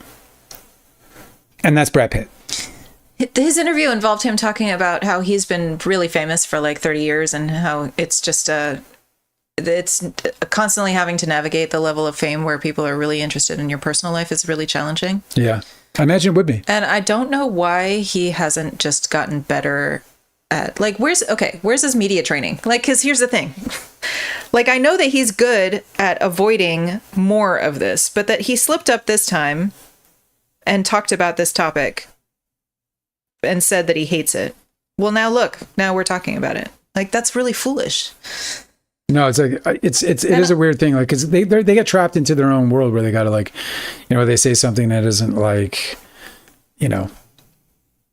early on, like when you were doing publicity, right? When you were before you wrote your book and while you were writing it, and when you started to talk about how we'd like to free Don's plum, right? Yeah. That what these guys did to you in your movie was fucked up. I wanted to impress on you something that I feel like is really critical, and that's like the power of a really well-timed and skilled pivot. If somebody asks you a question that you don't want to answer, that's your opportunity to pivot to saying something you do want to answer, right? Like, like you don't want to talk about the conflict, right, that led to your breakup or that led to all of this outrage about how maybe you're a bad parent or something. Pivot to how much you've grown since then, how you've, like, Brad Pitt's gotten sober. That was the old him, this is a new him. Like, there's so many opportunities to pivot. I don't know why he addressed it at all. He could have even, like, obnoxiously pivoted, right? To show his interviewer that he's not interested in talking about these things, and there wouldn't have been anything to write about. He wouldn't have given an answer that would have made the headlines that made us talk about it. They walk on this, like, fine line because they got to be on these pins and needles at all times. Like, at all times. I've done, like, a fraction, a fraction of a percentage of the number of interviews and stuff that these people have to do throughout their life. I've done a small fraction of it. It's exhausting. And I fuck up notoriously about it. Mm-hmm. Like, it's really hard. And even I think with the kind of training, like, you're a human being, you have human reactions, and and then, like, you're also towing a fine line, because if you come off as either abrasive or obstructionist or like any kind of, like, it's just easy. Well, if they keep pushing, then you say, I really don't want to talk about it. You want to be likable. Do you know what I mean? Yeah. And that's the whole point. That's why you're doing these fucking But they're not interviews. going to print the headline, Brad Pitt really doesn't want to talk about it. Do you know what I mean? They might. Depends on how you go about it. But then we don't have anything to talk about. You know what I mean? Yeah. Like, there's a way to deal with it that is more crafty, more professional as a celebrity than the way that he's just whining about it. Like, I'm sorry, that's the situation that you're in. It sucks. I don't think that celebrities are treated fairly. I feel like he should be entitled to have a private life, even if he was a fucking asshole to people. Like, he's not entitled to. I know about it is weird, and I'm with him. But he's fucking up in an interview if he's telling us more information for us to talk about. Like, it's not. Nobody leaked this. His kids came out. This is like, if his problem was as it relates to that specifically is with his kids and not with anybody else. No, I'm not saying that it was wrong or improper for us all to know about it. I'm just saying it's just weird for him to continue to talk about it and then complain about people continuing to talk about it. Like, bro, you're lighting the fire that you're upset about burning. Like, it's just weird behavior. I gotta listen to your levels because you're peaking and I don't understand why. Oh, because I'm shouting a little? Yeah, so now I've got like a 2-second delay in my headphones and it's going to drive me crazy, but that'll be all right. I'll just have to hang in there and live with it. I was kind of emphatic. Is that why I was peaking? Is it uncomfortable? I don't know. I don't know, but it could be. I just think that, like, I don't know. I did an auto. Just turn me all the way down. I don't need to talk anymore. No, we all want to hear you. All 10 of us, 9 of us. It varies from time to time. What else you got? You got anything else? Nadine says that I'm hearing that his kids. First, she said his kids not speaking to him says a lot for me. It does for me as well. And then she says, I'm hearing that they're about to release his text messages, so he's doing damage control. It's always about damage control. He's not doing damage control is my point. Why is he so bad at it? Well, what he's trying He's to say like, is, I've been doing this for a long time. Well, apparently not enough, dude, because you suck at this. Like, what the fuck? I just like, I don't see a fucking reason to be abusive to children. I just don't get it. I don't understand how people do it. I don't know how you do it mentally. I don't know how you do it physically. I don't know how you do it at all. I think that some people, why you would. It's just like the beginning of a life. I get it. It's the fucking beginning, bro. It's like the most important moment. It's not justified, right? But I'm saying that I can understand when somebody is like, I was a raging asshole because I was a raging drunk, and I'm not a raging drunk anymore, and I can't really recognize the person I used to be, and I would like to turn the page. Like, that seems really reasonable and relatable to me. Trying to become a better person every day. It's hard sometimes while you're under the public light.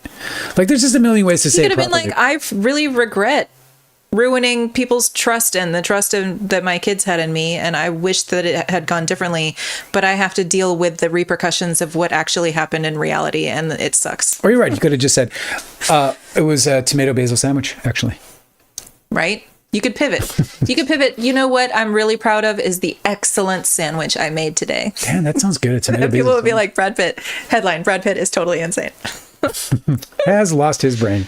Speaking of insane, this person was not, but we watched Pee Wee as himself. Yes, the documentary on HBO Max. I think they're returning to that name, HBO Max. But if they're not, I'm like, Twitter, it'll always be HBO Max. And what'd you think of it? I loved it because I love Paul Reubens. So you love the documentary just because you love Paul Reubens? I did not love the documentary filmmaking. What about it didn't you love? I thought they made some really great creative choices, and how they kind of told the story chronologically worked surprisingly, because usually that's like kind of a snooze fest. Mm-hmm. But Paul Reubens was a really delightful interview. Mm-hmm. I thought that the filmmaker selected little argumentative moments between him and Paul Reubens. Right. Like, he should have picked one of those to put in the documentary to show Paul Reubens being kind of sassy. Yeah. And maybe even difficult if that's a point he needed to make. Right. But he had a lot of them, which made it seem like he had like a personal like grudge against Paul Reubens and wanted to show everybody that he sucks. And it didn't come across for me, but I really did think, I noticed that choice. I was like, why are you editing so many of these in? They weren't all very interesting. They were just Paul Reubens pushing back against his interviewer, this filmmaker. So I thought that was a little weird. And at the end, when the filmmaker made sure that he edited in that he didn't get, although he got 40 hours of interviews of time in interview with Paul Reubens. At the end of the documentary, he made sure that we knew that he didn't finish an interview about some of the conflicts that Paul Reubens had. He didn't finish the interview, period. Okay. And I'm like, why do I need to know about what's not included in the documentary? How come that's part of the story? I can tell you why, I think. Because there was, for me, what the documentary filmmaker had almost, it seems like he seemed to like need to, or for reasons creative, had to let us know that Paul Reubens was a giant pain in the ass to work with. Okay, but do you see what I'm saying? He made a documentary about making a documentary about Paul Reubens. Well, what happened was... And it's like, you're not involved in his life until just very recently. Why am I watching a documentary about you making a documentary about Paul Reubens? Well, I thought that part was really annoying. Well, I think part of the reason is because it was unfinished. And the reason that it was unfinished is because Paul Reubens was, till his dying day, impossible to work with for most people. I would not have known it was unfinished. Do you know what I'm saying? Well... we only know about the conflict and how his project was unfinished because he told us very explicitly that it was. I'm not looking to argue with you about it. I really, you know what I'm saying? Like, I don't want to duke this one out. I'm just saying, like, that's not what I'm doing. No, I know, but I'm just like, because like, well, I'm like, I feel like I'm getting almost backed into like a situation where I'm going to go back and forth on something. Do you see what I'm saying though? I mean, kind of like the way I see it is that when you're a filmmaker and you've got a film plan, and he's worked to some, he worked at least to some degree with Paul Reubens on it, because Paul Reubens was like, you know, so insistent on it. And there were instances throughout the documentary, for example, when Paul Reubens was asking if he could also ask questions of one of the interviews that the filmmaker was going to do. Excuse me. Oh my goodness, man. The South. I don't know. There's a little bit of oxygen in the south, just a little bit, and then And all the rest pollen. And so, that's just one of the examples. And then at the end of the documentary, this doesn't really spoil it. So please don't feel as if we're taking anything away from you if you plan on watching it. I do recommend it because although I didn't love the documentary filmmaking itself, I thought that it was very much worth reading or watching. There's so much about Paul Rubens that you learn, which is really cool, including the fact that it was a giant pain in the ass to work with and that happened right until his dying fucking day. And so what won't be spoiled for you by telling you is that he refused to finish the interview and then instead came back and just, practically days before his death, made a voice note kind of more explaining. You shouldn't have spoiled that part. Okay, well, I'm not. I thought it was lovely. You just spoiled the spoil. I thought it was nice. I didn't say it was bad. So my point is that I think that Paul Rubens' obstruction was as much a part of his life as it was a part of this documentary. And that's why I think it's in there. I think his whole life, and you heard from everybody, you heard from, especially, of course, Phil Hartman, which was really almost difficult to watch. I'd never seen that interview. Have you? No.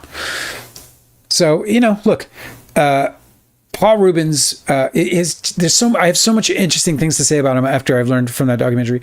Like, he's one of those artists who and they're very curious artists in many ways. First of all artists are drawing from the world behind them, and there's this around them, and there's this like very difficult situation when you're like an artist who is involved in art scenes, which he was, right? He was in the Groundlings. He was a part of a performance art in general. Did he go to Cal State? I think he went to an art school. I think it was Cal State. It was an art school. It wasn't Cal State. Anyway, so this guy, was sort of culturally artistic, and that makes it difficult. So when you talk to a writer like me, or or a definitely more experienced, more successful writer like say Chuck Palahniuk, for example. So Chuck Palahniuk will tell you, if you don't want it in one of my books, don't fucking tell it to me. Do you know what I mean? He also observed, in terms of his observations, Chuck, I call him Chuck, he observes things in his life and they make it to his book. Yeah. But there's a problem when you're a writer living in a world surrounded by artists, performance artists, whatever, and so forth, because these people are kind of making proprietary content as they're going. I know. Okay. So there's like this class. I just wanted to finish this if I could. Okay. So, what I learned was that Pee Wee Herman itself, and much of the work that he did was work that he based on or collaborated with others for. And so his genius in many ways was kind of a fragmented genius. It was absolute. He was absolutely genius. What he did with Pee Wee Herman was transcendent and will live on forever and ever, probably, for as long as... The documentary was wonderful for that. Exactly. It is so worth seeing, but I can understand why you maybe didn't love it. I understand why I had some separation from it. Okay, here's why I have this opinion about this documentary. Thank you for your patience. No, I appreciate it. I know I fucking went off there, but thank you. There's this class of... class isn't the right word, whatever. There's this kind of a... documentary style of celebrity documentary. Yeah. Where the documentary is about the guy who goes to make the documentary with the celebrity, like that Paul Williams documentary. Yeah. Was really great. I love that. You guys should check it out. I got to remember the name of it. You go ahead and talk. It starts out where the guy's like, I'm going to find Paul Williams and make a documentary about him. If you don't know who Paul Williams is, he's a fucking national treasure. Yeah, he's incredible. Yeah. Paul Williams is a songwriter, and you probably know actor. You probably know him best with his work with Kermit the Frog. He definitely did. He's 84. He wrote Rainbow Connection. He's just so precious to me. He's a precious man. Anyway, that documentary is very much about a filmmaker who goes to make a documentary about Paul Williams, and it's weird. It goes weird for him, and he's almost failing constantly, and it's just really interesting. It's like a documentary about It's called filmmaker. Still Alive. Yeah. It's fucking wonderful. It's wonderful. Yeah, I love that documentary. The reason why, and they go to my hometown. They go to Winnipeg in it. Yes, because the Phantom of the Opera. Can you listen? Yeah. Okay. Paradise. So the reason why this Pee Wee Herman documentary didn't work for me. Yes. Is because it started out as a documentary about Pee Wee Herman, Pee Wee Herman talks about his childhood, how he ended up so weird, how he went and found his artistic nature, how he goes and collaborates with people, how he happened to come up with this character. It's brilliant. And then in the last like third of the documentary, suddenly there's a conflict with the filmmaker, and now I know the filmmaker as a character in the documentary. Yeah. And to me, that is a failure. Huh. I don't feel like he needed to me, it seemed like the filmmaker was just kind of airing his grievances about how he had a subject that was difficult. And I don't feel like there's a celebrity documentary that's ever been made where the subject isn't fucking difficult. Like, dude, deal with it. If he hadn't told me that there was a conflict with Paul Rubens, I wouldn't have known it, because everything that he cut in that didn't involve his conflict with him worked just fine. It was just really strange that he decided to turn it into that. And to me, it soured the experience, because I was like, who the fuck is this filmmaker? Why do I care about him? How come all of a sudden he's in this documentary? I didn't I didn't sign up for this. Like, suddenly he's watch this documentary about the filmmaker. Right, I understand that. And look, there are so many documentary filmmakers that will roll classic sort of pioneers in the space that would roll over in their graves. And it was Michael Moore who really changed all of that, and kind of suddenly filmmakers became a part Werner. Yeah, where they're like, Werner Herzog the narrator is a character, protagonist. Is a character. And is a character in the piece, and that, of course, blows objectivity out of the water. It can work if they're in the beginning. I just don't feel like this documentary filmmaker. It's like he didn't know what he was making, because in the end he got so frustrated with having lost control of what he wanted it to be that he ended up making the end of the movie about that, instead of making it a cohesive thing about how difficult Paul Rubens was to work with. And it would have been a different documentary from the start. And it's like, I just didn't want this guy to like, okay, so he's difficult to work with, but don't bash him. He's like a brilliant genius comedic talent who we all cherish. Like, why do we care that you had a difficulty with him? It wasn't him. Again, it wasn't just that it was him, right? The whole point that's the point I was trying to make, is that what he was illustrating was, my difficulty was everybody's difficulty. My difficulty is his difficulty as a person. Necessary? I don't know. I'll say that Paul Rubens was obviously a difficult subject. And there's a couple of moments where he's talking over him, where he's shutting him down, where he's there's some moments where he's like being a dick. He's very difficult, and it's not the same as I didn't need to see all those either. He could have just left it on the cutting room floor. Like, what was he trying to fill time or something? It's weird. I think he's going to win Emmys and Oscars. No, I'm kidding. I'm not. I kid. I think everyone that trusts us enough to watch something we would recommend should watch it. Cosmic Urgency says, I don't want to watch it anymore. Sounds annoying. I wanted a Paul celebration. You do get a Paul celebration. You do. The first 2/3 of this movie are absolutely a Paul Rubens celebration. I totally recommend it for that. Honestly, Cosmic, I was delighted. Yeah, I think you'll really enjoy it. I learned so much. Like, if you don't know how he created the character of Pee Wee Herman, you learn all about it, and it's not just dazzling. And it's not just the creation of Pee Wee Herman that was so great. It was the rise of Pee Wee Herman that is great, and that is told so well.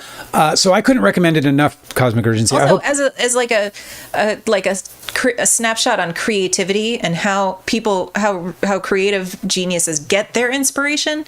Like, so many of these super creative, wonderful creators, like they talk about how a song will come to them fully formed, or like a concept will come to them complete. Yeah. Like, we watched it happen with Paul McCartney. If you ever watched the video of him, which song is that again? Do you know which one I'm talking about? Oh, I think it's Let It Be. It's not Let It Be. He just jams it out. Which one is it? I don't know. Whatever. There's this great video. I can't play it anyway because it's copyrighted. He's like, he's just playing guitar and like babbling, and then he like gets a melody, and then he puts words to it, and then you're like, oh my god, it's a Beatles song. Like, in 10 minutes. Like a huge Beatles song. It's like, and he just like in 10 minutes just laid it out, and it's like the whole song, the bridge, the chorus, it's all there. And it's a mystery to each one of these creatives about how that works. They're just like, I just receive it, and then I have to just be a conduit for it. And Paul Rubens talks about that too. And it's just really wonderful to hear it every time you can hear somebody talk about that experience. What I love most about it, that documentary, and that was pulled off exquisitely, was the rise of Pee Wee Herman. And by the way, I also thought that they handled Pee Wee's most controversial event, right? Sensitively. really well. so too. And I felt like you get away from that with like what I really loved about it was that it wasn't the centerpiece, even though it was such a massive problem that definitely fell some dominoes for him. The filmmaker, I thought, handled it in a way that it didn't like open up or create old damage. Like it didn't renew old damage in terms of reputationally. Like I thought he did a great job. I didn't feel like Paul Rubens was any kind of bad dude at all, or that he even did what they accused him of. It also must have been very difficult for that filmmaker to organize. Yeah. How to tell the story of like, there were like two events that where Paul Rubens got in trouble with the law. And he did a really good job of organizing, like, okay, well, what were the allegations? What of the allegations was false from the beginning? What of the allegations had to be proven false? How did he end up like why did he choose to not go to trial? Like all of this. Yeah. It was definitely a difficult task for a filmmaker to do, and I thought he handled it really well. Erica is here. Hello, Erica. So good to see you. Do you want to hit the comments? I have a last thing to cover. Paul Rubens' documentary called Pee-wee as Himself is on HBO Max, and I just highly recommend it. I think it is a wonderful documentary. In the end, I did think that the filmmaker got cornered into some spots that he had to work out, and did so in a way that I think is was redeeming for him, the filmmaker, but also in the end created a really entertaining piece, even if it at times was like maybe like Cosmic saying like I wanted a Paul celebration, which I think I was looking for that as well. I think it could have been throughout, and I wish it had been, and I just feel like it's a shame that you'll never be closer to Pee Wee Herman than you will be when you watch this documentary. And I think, or to Paul Rubens. I said Paul Rubens, not Pee Wee, right? I have one more topic before we get into it, though. Is there anything else to cover? Cosmic Urgency said, my instinct told me that Dale was about to spoil after saying he wasn't going to be it wasn't going to be a spoiler, but I was too lazy to mute. Did I spoil? Did I really spoil? No, it was just like I was surprised by the thing that you revealed, and then when you just said it, I was like, oh well, nobody's going to be surprised by that. Well, you might still actually, but yeah, I don't know. I apologize. I try not to spoil anything. I hate spoilers big time. Angela, man, she eats them like fucking Captain Crunch. The spoiler is different from the experience for me, so it's never really spoiled. The dog is. I don't know if you guys heard her having snore. Conversations. She's snoring in the ether. Okay, so are we going to talk about the Karen Read trial, or are you going to talk about a different item? Oh, we didn't cover it? We had more to go? We haven't even touched it. We didn't? Nope. I thought we got all over it. I thought we talked about... Yeah, well, let's do Karen Read right now. That was your alter ego. I thought we talked about the witness. The witness was... Okay, well, let's talk about it. The Karen Read trial today had an expert witness who is an engineer who is with the firm Aperture. Yes. And whose existence... Aperture is a company, by the way, who does accident reconstruction. Right. They are trying to usurp ARCA's supremacy in trials. So they're like this new company. And they held a gala event last year where they named this judge Person of the Year. Oh my God, it's embarrassing. They're really trying to like... That's embarrassing. Grease that would have been... Was that after the first trial too? Yes. It's so gross. It's amazing there wasn't like some kind of recusal after that. Anyway, this expert witness, the jury got to see today how different he is when he's being asked questions from the prosecution, where he's just like totally fine, gonna answer your questions like a total professional, and then he gets crossed by the defense, and he turned into like a snarky little brat. He was a fucking jerk off, this guy. Yes. Like, I'm so surprised that any attorney can handle that. Yeah. I'm surprised. Like, Alessi was like, at one point, Alessi says to the judges, like, may I approach? And then I was like, because I'm going to smack him. There was somebody who was asking on Twitter today. He was like, I don't follow a lot of trials, but I've been following this one. Is this normal for witnesses to act like That's this? And everyone's crazy. like, it's totally not normal. Well, then you know at least one juror is having the same experience. This guy was combative. He was a fucking jerk off. He also was confused about very strange things. Alessi said, because Karen Reed's car is a Lexus, the model at the make, and he said, he said the Lexus. He started his question the Lexus, and then he asked, and then the witness said, "I'm sorry, I don't understand what you're saying. Did you say dyslexic? What? Like, what's the matter with your brain?" And the jury saw him do that. The jury's like, I understood. And why would you say in this case where you've done a bunch of tests on a Lexus that you think that the defense attorney is asking talking about you, dyslexia. is talking about dyslexic? It was weird. That was a weird moment. Yeah, the other thing about this witness that was nuts is that he kept saying that the vehicle backed up 87 feet, and he kept repeating that as some kind of fact for the jury, while at the same time saying that he can't tell you where the fucking Jeep started, but he can tell you where it ended. Like, he can't tell you where it started, but he can tell you where it ended, because he and one of the most exciting things about this, and I'm sorry I don't have this witness's name. I could probably find it. If you were here with us yesterday, then you saw Angela put up a video of him doing a 2 mile an hour reenactment, blue paint test, he called it, where he Judd Welcher. So Dr. Welcher. So Dr. Welcher. You could drink every time. You could take a drink every time he said, I'm an engineer. I'm an engineer. Which juries love, by the way, where they're well, like, I'm an engineer, so fucking arrogant. Anything's possible. They got into this ridiculous argument, but it really helped the defense. Well, yeah, that's why the defense attorney is never going to get upset when they're being a jerk to him, because he's like, yeah, bury yourself, bro. Like, it was such a like a mistake. Like, so he got snarky. He said, I'm an engineer. So, frankly, anything is possible at any given moment. And so Alessi jumped all over it, and he said something, and I can't remember what his ridiculous hypothetical was, but it was something, and which is wild that it didn't get objected to as a ridiculous hypothetical. Dr. Welcher said anything is possible. That Lexus could have jumped. Oh, he could have operated. Rocketed into outer space. That's within the realm of possibility. Yeah, and then so Alessi was like, "Really? Let's talk about that." So you want to tell this jury, you want this jury to believe that this Lexus car has at least a possibility of being able to take off from where it is on this Earth in its current condition and get all the way to the moon or get into outer space. And the guy was like, "I'm not saying that it's likely, but as an engineer, it's possible." And how does that not immediately create doubt? Yeah.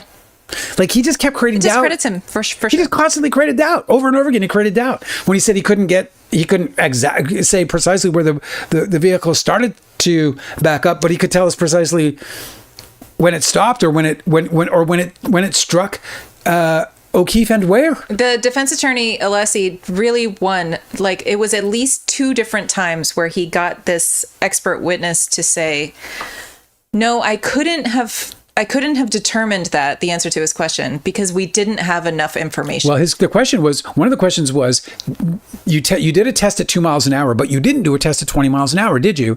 And the answer was, his first answer was, "Oh, no, I'm not going to let a car hit me at going 20 plus miles an hour." To which Alessi responded, "Well, they use crash test dummies for that, and you didn't use one, did you?" He then again said no, and the reason he said that he wouldn't do that test is because he wouldn't get one or more tries before there would be too much damage to continue doing the tests. There would have been too much damage on the car. The car, in this case, didn't have any damage other than a broken taillight. And by the way, no damage. The accident itself is the damage is isolated to the taillight. So that's nonsense, because every test that he did had to, by virtue of working with the evidence that's on the table here, had to be isolated and used. So you could run your 2 mile an hour test to line everything up, right? Your crash test dummy, all this other stuff, so that you're hitting exactly what Karen Reed would have hit. Just run the experiment. Run the fucking experiment, dick. You can replace a panel. You can replace a taillight. Absolute atrocious answer. Another thing that was really amazing too is, you got to think about this guy who was like really eager, totally overzealous about creating these experiments, right, with himself as a stand-in for the victim, John O'Keefe, or a crash test dummy as a stand-in. And you have to sort of ask, like, whether he probably tried to break the taillight so that he could have an experimental basis for explaining how the taillight was broken. But we didn't see anything like that from him at all. No. Which makes you wonder, did he conduct those experiments and they didn't work out in the prosecution's favor? Yeah. Another thing he did today, which is a huge mistake that I don't know if Alessi's going to exploit, but I hope that the jury saw it, was he put up a slide today where he took a different case, right? A different victim, a different this car. is so crazy, yeah. And he was like, just to show you guys that it is possible, okay? This victim was hit by a car. It was a frontal impact, because that's usually how pedestrians are hit by cars. So it was a frontal impact, and it was like at the side of the car, just like how they alleged that John O'Keefe was struck by the side of the back of her car. A side swipe, yeah. Yeah, side swipe. And it was at 20 or 25 miles per hour, and it was in a road. And the guy did get launched. His body was struck by the car, and he did get launched several feet, which they're alleging happened to John O'Keefe. The victim... For sure, I agree with that 100%. The victim didn't have any broken bones, but they showed a picture of him. They blurred his face, this poor guy, who, I don't know if he made it, but but the victim was on the ground, and he had a bunch of scratches on his hip and his side. Maybe from the impact, maybe from the road, who knows? Because it was a different situation. He said that the victim had injuries to his head, right? So he had like brain injuries, okay? Yeah. Which he's obviously using to prove. But the one thing that really stuck out for me was that he showed the front of the car.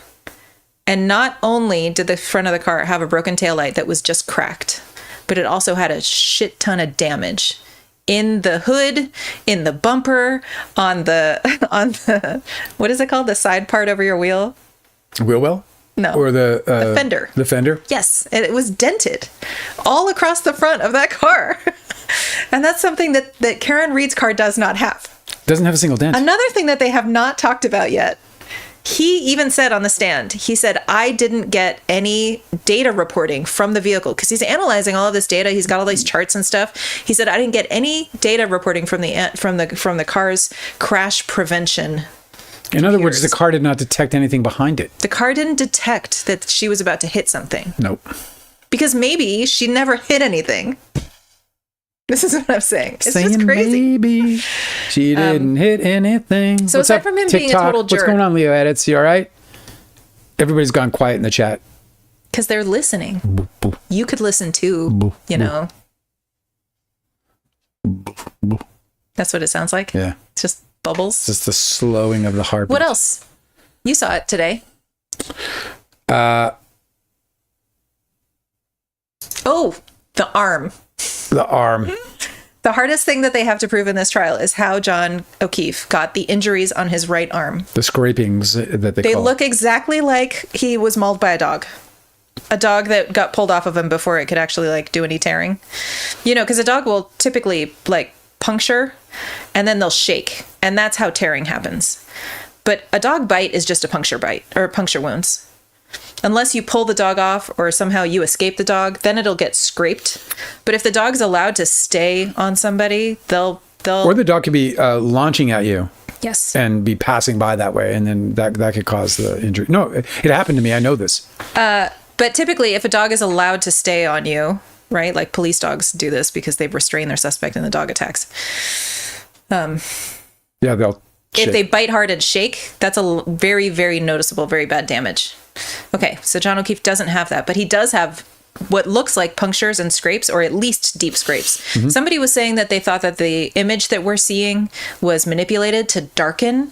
So they could have been superficial scrapes, but the saturation was increased, so it looks like they're deeper. Contrast. Yeah, right. So we the colorist got after it. Whatever. It doesn't look like unless Karen Read's car had like protruding shards that could have caught his skin and scraped it. I'm not really sure how they're explaining that this happened. But yesterday I showed you guys the video where he did his crash test, his experimentation, where he was like, let me show you how John O'Keefe could have gotten the injuries on his arm by being backed up by Karen Reed's car. So he painted the taillight blue, and then he held his arm specifically, deliberately. Like you can see as the car's approaching, he's like really watching and like It's lining so up his awful. arm. Well, we watched it yesterday, Yeah, didn't we we? did. Do you want me to play it again? I can play it. Oh, no, it's okay. Yeah, go ahead. Whatever. Keep talking. So today he was asked about that, and they were like, okay, well, comparing this to John O'Keefe's injuries, which are a bunch of parallel scrapes that all go in the same direction. The defense attorney, Alessi, was asking, he was like, I've noticed in your crash reconstruction, in order for the tail light to have been even made, to have even made contact with his arm in that manner, you folded your arm. You made like an L, you know, like a 90-degree angle with your arm. But all of these scrapes are still in the same direction. I mean, they're still like an extended arm. They're all parallel, as if the dog was biting from one direction all down his arm, and his arm was relatively straight. But in the crash reconstruction, his arm is held up like this. And so how come defense attorney Alessi is asking, how come some of the scrapes are horizontal at the top and then some of the scrapes are vertical? Well, what he got him to admit, which was really cool, because he, you know, which was like, if per your experiment, if the swipe is in the manner in which you demonstrate, then the injuries are more than likely going to be horizontal. Yes. Not vertical. Right. And then he got to admit that these are vertical. To which then he started to create excuses about why. He got real angry. I noticed that he got really angry and very frustrated. He doesn't like being challenged. He was like, listen, I'm telling you. He's like, I'm telling you that this is how it happened. And which was so weird, he got confused about whether Alessi was talking about the upper arm or the lower arm. Alessi was being very clear, but the dude kept getting confused. He was like, do you mean the arm or the lower arm? And he's like, I've only been asking you about the lower arm. I asked you about the upper arm and then the lower arm, but I don't know what you're talking about. So he kept demonstrating for the jury as if Alessi was some big dummy. He had this like condescending attitude. He was like, listen, this is how it goes. And he kept demonstrating on his upper arm when Alessi had been clearly asking about the lower arm. Here's the video. I'll roll the video now. So this is the reconstruction that he did. And what's really weird and bizarre is that, I don't know if you noticed this, but these are the same clothes that John O'Keefe wore that night. So this guy went out and bought, like, down to the underwear, all got the the same clothes. jeans, the same shoes, the same undershirt, the same hat, the same long sleeve shirt on top. And so his Can you imagine being the family member his poor and mother you see is this in guy this courtroom and probably remembering the last time she saw What'd you go out for Halloween as? John O'Keefe, motherfucker? Oh, it's crazy. Weird. It's really kind of disrespectful, and it's I thought so. I think that they did that to elicit an emotional response. Entirely unnecessary. I'm sorry. Sorry. I shouldn't talk over you. I shouldn't talk over you. It sounded like I said taco. And that made me want one. So he's trying to transfer blue paint to show that the injuries on John O'Keefe's arm could have occurred from the taillight, from having been struck. Here it goes. This is it. This is his 2 mile an hour test. If this is possible, it still doesn't explain how he got injuries on his head. Nope. It still doesn't explain how he didn't break ribs on the side. The victim that he shared with everybody, the other victim that was struck at 25 miles per hour and did end up on the ground farther away from the car, that guy did have a bunch of rib fractures and internal injuries. It doesn't make any sense. I'm going to play the damn video. I thought you were playing it. I'll show us from two different angles. That's me showing. You don't have to play the audio for it. Yeah, hang on. Let me he also didn't explain how John O'Keefe got those injuries specifically, just that he could have made contact with Karen Reed's brake light. Hang on a second. They're watching and they're going to hear the audio. This is from a camera that we have pointing down at it. I want to watch that one more time, guys. Let me back that up. And you'll see it loops, I think. 2 miles an hour. Me showing I'm doing test 2. What I loved about the trial today this is the speed. You'll see it's only about a 2 mile an hour impact. Was Alessi trying to get him to admit to confirmation bias. Oh, yeah. We'll talk about that. 4 miles an hour, he doesn't have a bruise. Another thing he did today. Wait until this is over. I'm sorry. Oh my God, this guy is a ass clown.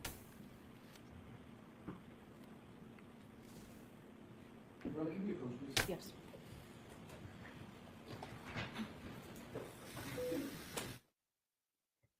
I don't know about you guys, but this is horrible. Go ahead. We're back. So he tried to point out a confirmation bias in terms of him, aligning everything exactly the way he needed it to be able to demonstrate a distribution of tape that would paint that might be consistent with what the jury is seeing in injuries on the arm. And I thought that Alessi did a fucking great job at undressing that.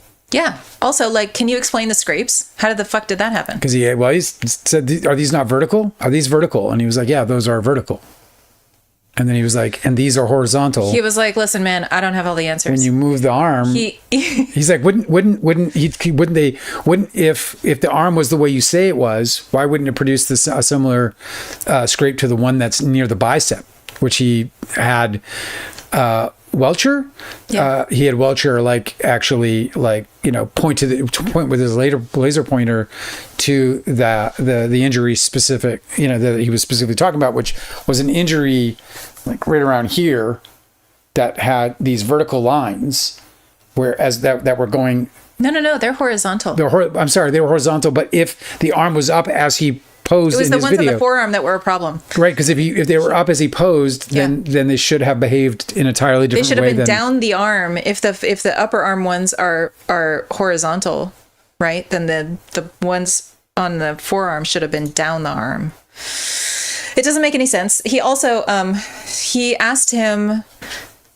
Welcher did this like accident reconstruction, right? I was talking yesterday about how he went to the scene of the crime and back to the scene of the crime. Yeah. And he took a bunch of laser measurements and photos and everything. And he composed this like digital map with this little car that he could move around based on what he thinks the accident. He's an accident reconstruction guy. So that's what he's trying to do.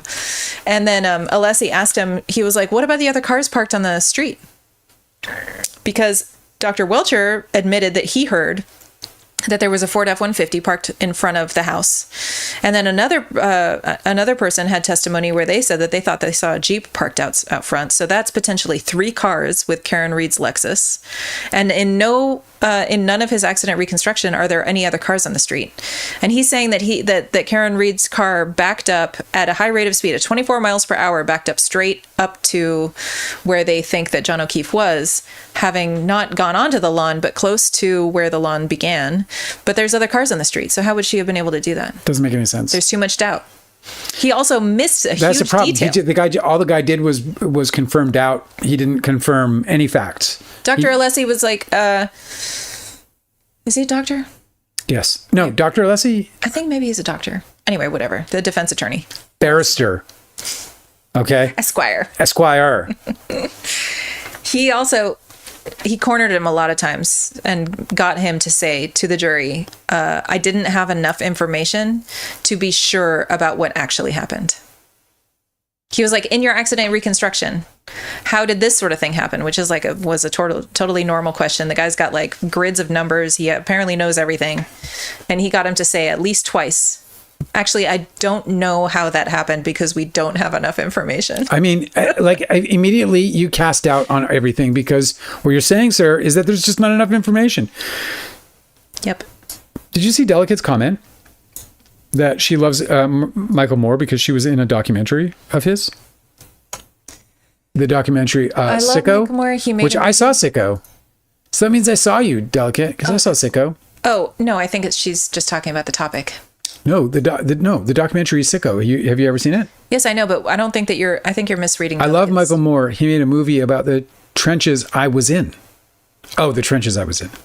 I thought you were in the documentary. I see. You're right. I'm fucking stupid. I really am.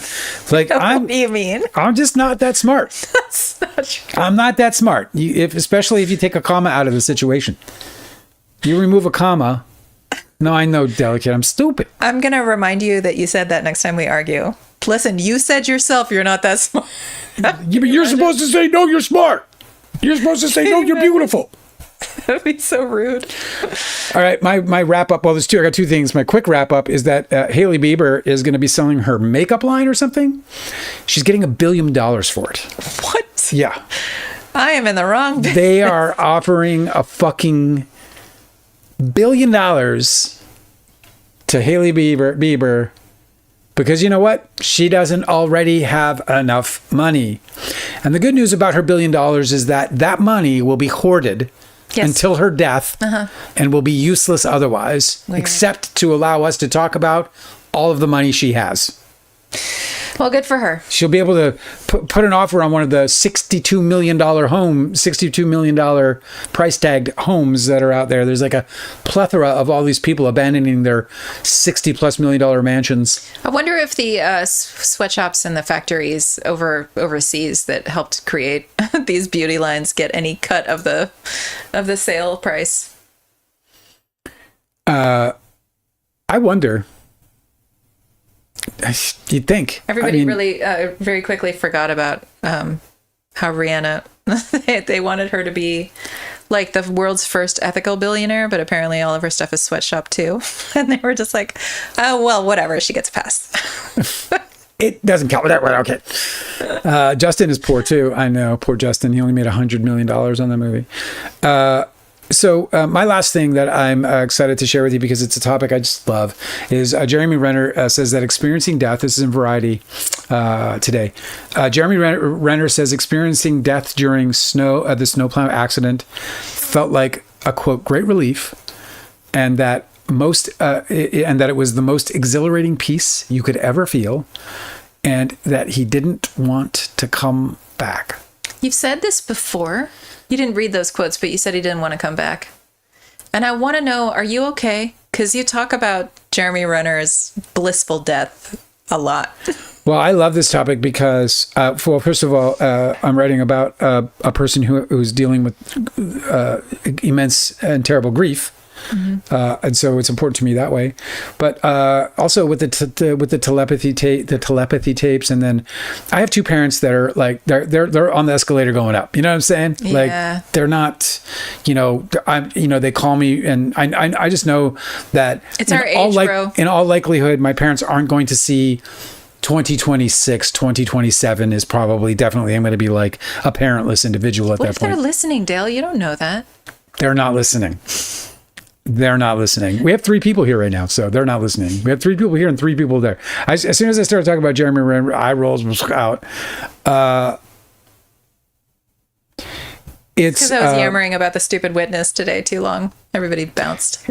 So he quoted, "It's a wonderful, wonderful relief to be removed from your body," Renner said. "It is the most exhilarating peace you could ever feel." That is fucking cool. It's what I love about this is like I think about that moment in my book, and I'm sorry to circle back to me, but I love thinking about that moment because there's that moment where I'm tripping on LSD at the Grateful Dead concert, and I'm like, it's going to happen. I'm finally going to leave my body, because it was literally something that I was trying to do transcendentally, through meditation and so on and so forth. I was like literally trying to leave my damn body, and and then, hearing Renner speak of it in this way was kind of inspiring. But also, spoiler on the telepathy tapes, that dude, one of the autistic kids, dies. And prior to his death, he went to the Hill. And the Hill in the telepathy tapes is this metaphysical place, perhaps in the quantum plane somewhere, in the ether somewhere, where these nonverbal autistic kids actually meet and hang out. So this is, and it's absolutely fascinating and wild. The telepathy tapes podcast on YouTube and where you get all your podcasts. Great. You can also visit them online, and yes. On that online you can see the actual video of their they're literally like, they're experiments that literally, in my opinion, empirically prove beyond any doubt whatsoever that telepathy is real. But not only do they prove that telepathy is real, but they speak about the ether, they speak about the afterlife, they speak about life after death in the very same way that Jeremy Renner is. And we went on a little binge. I can't remember which streaming service it was. It could have been Netflix, but one of them had a multi-season show about the afterlife. right?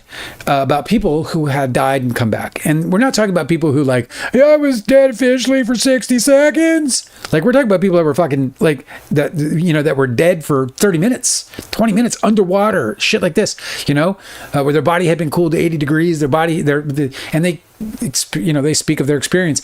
And most of them say the very same thing.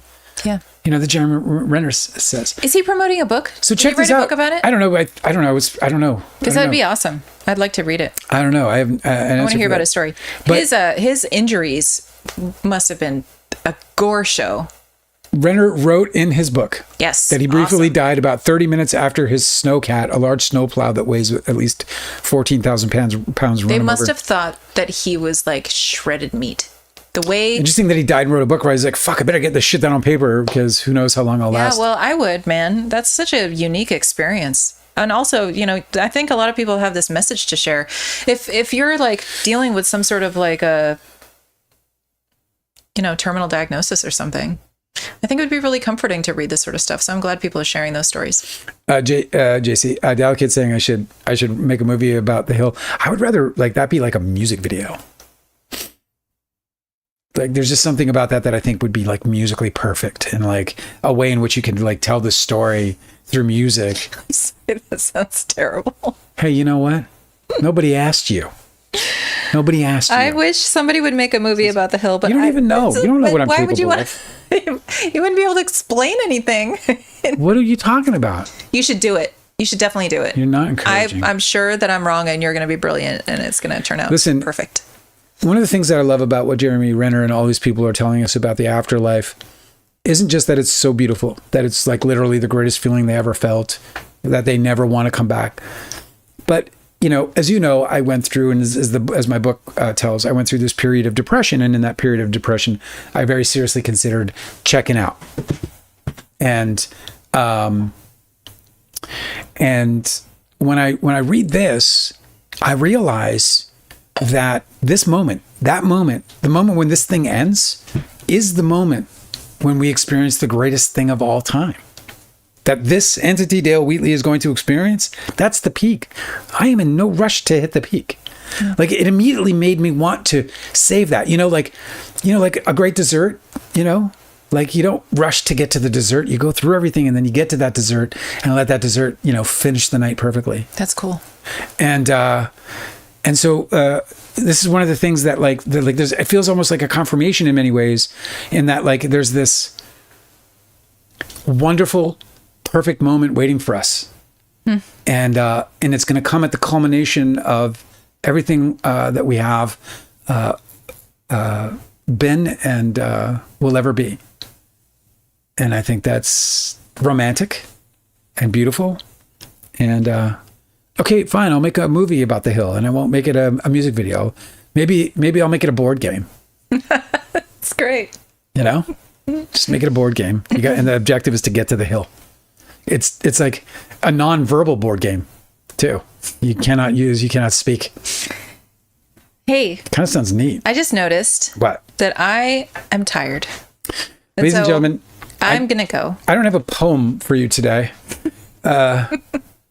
To leave you with, but I can leave you with my greatest appreciation because I really do enjoy spending nights with you. By the way, I'm going to be reading from my highly esteemed book and debut memoir, Too Real, a Hollywood Memoir. I'm going to be reading from it during the week.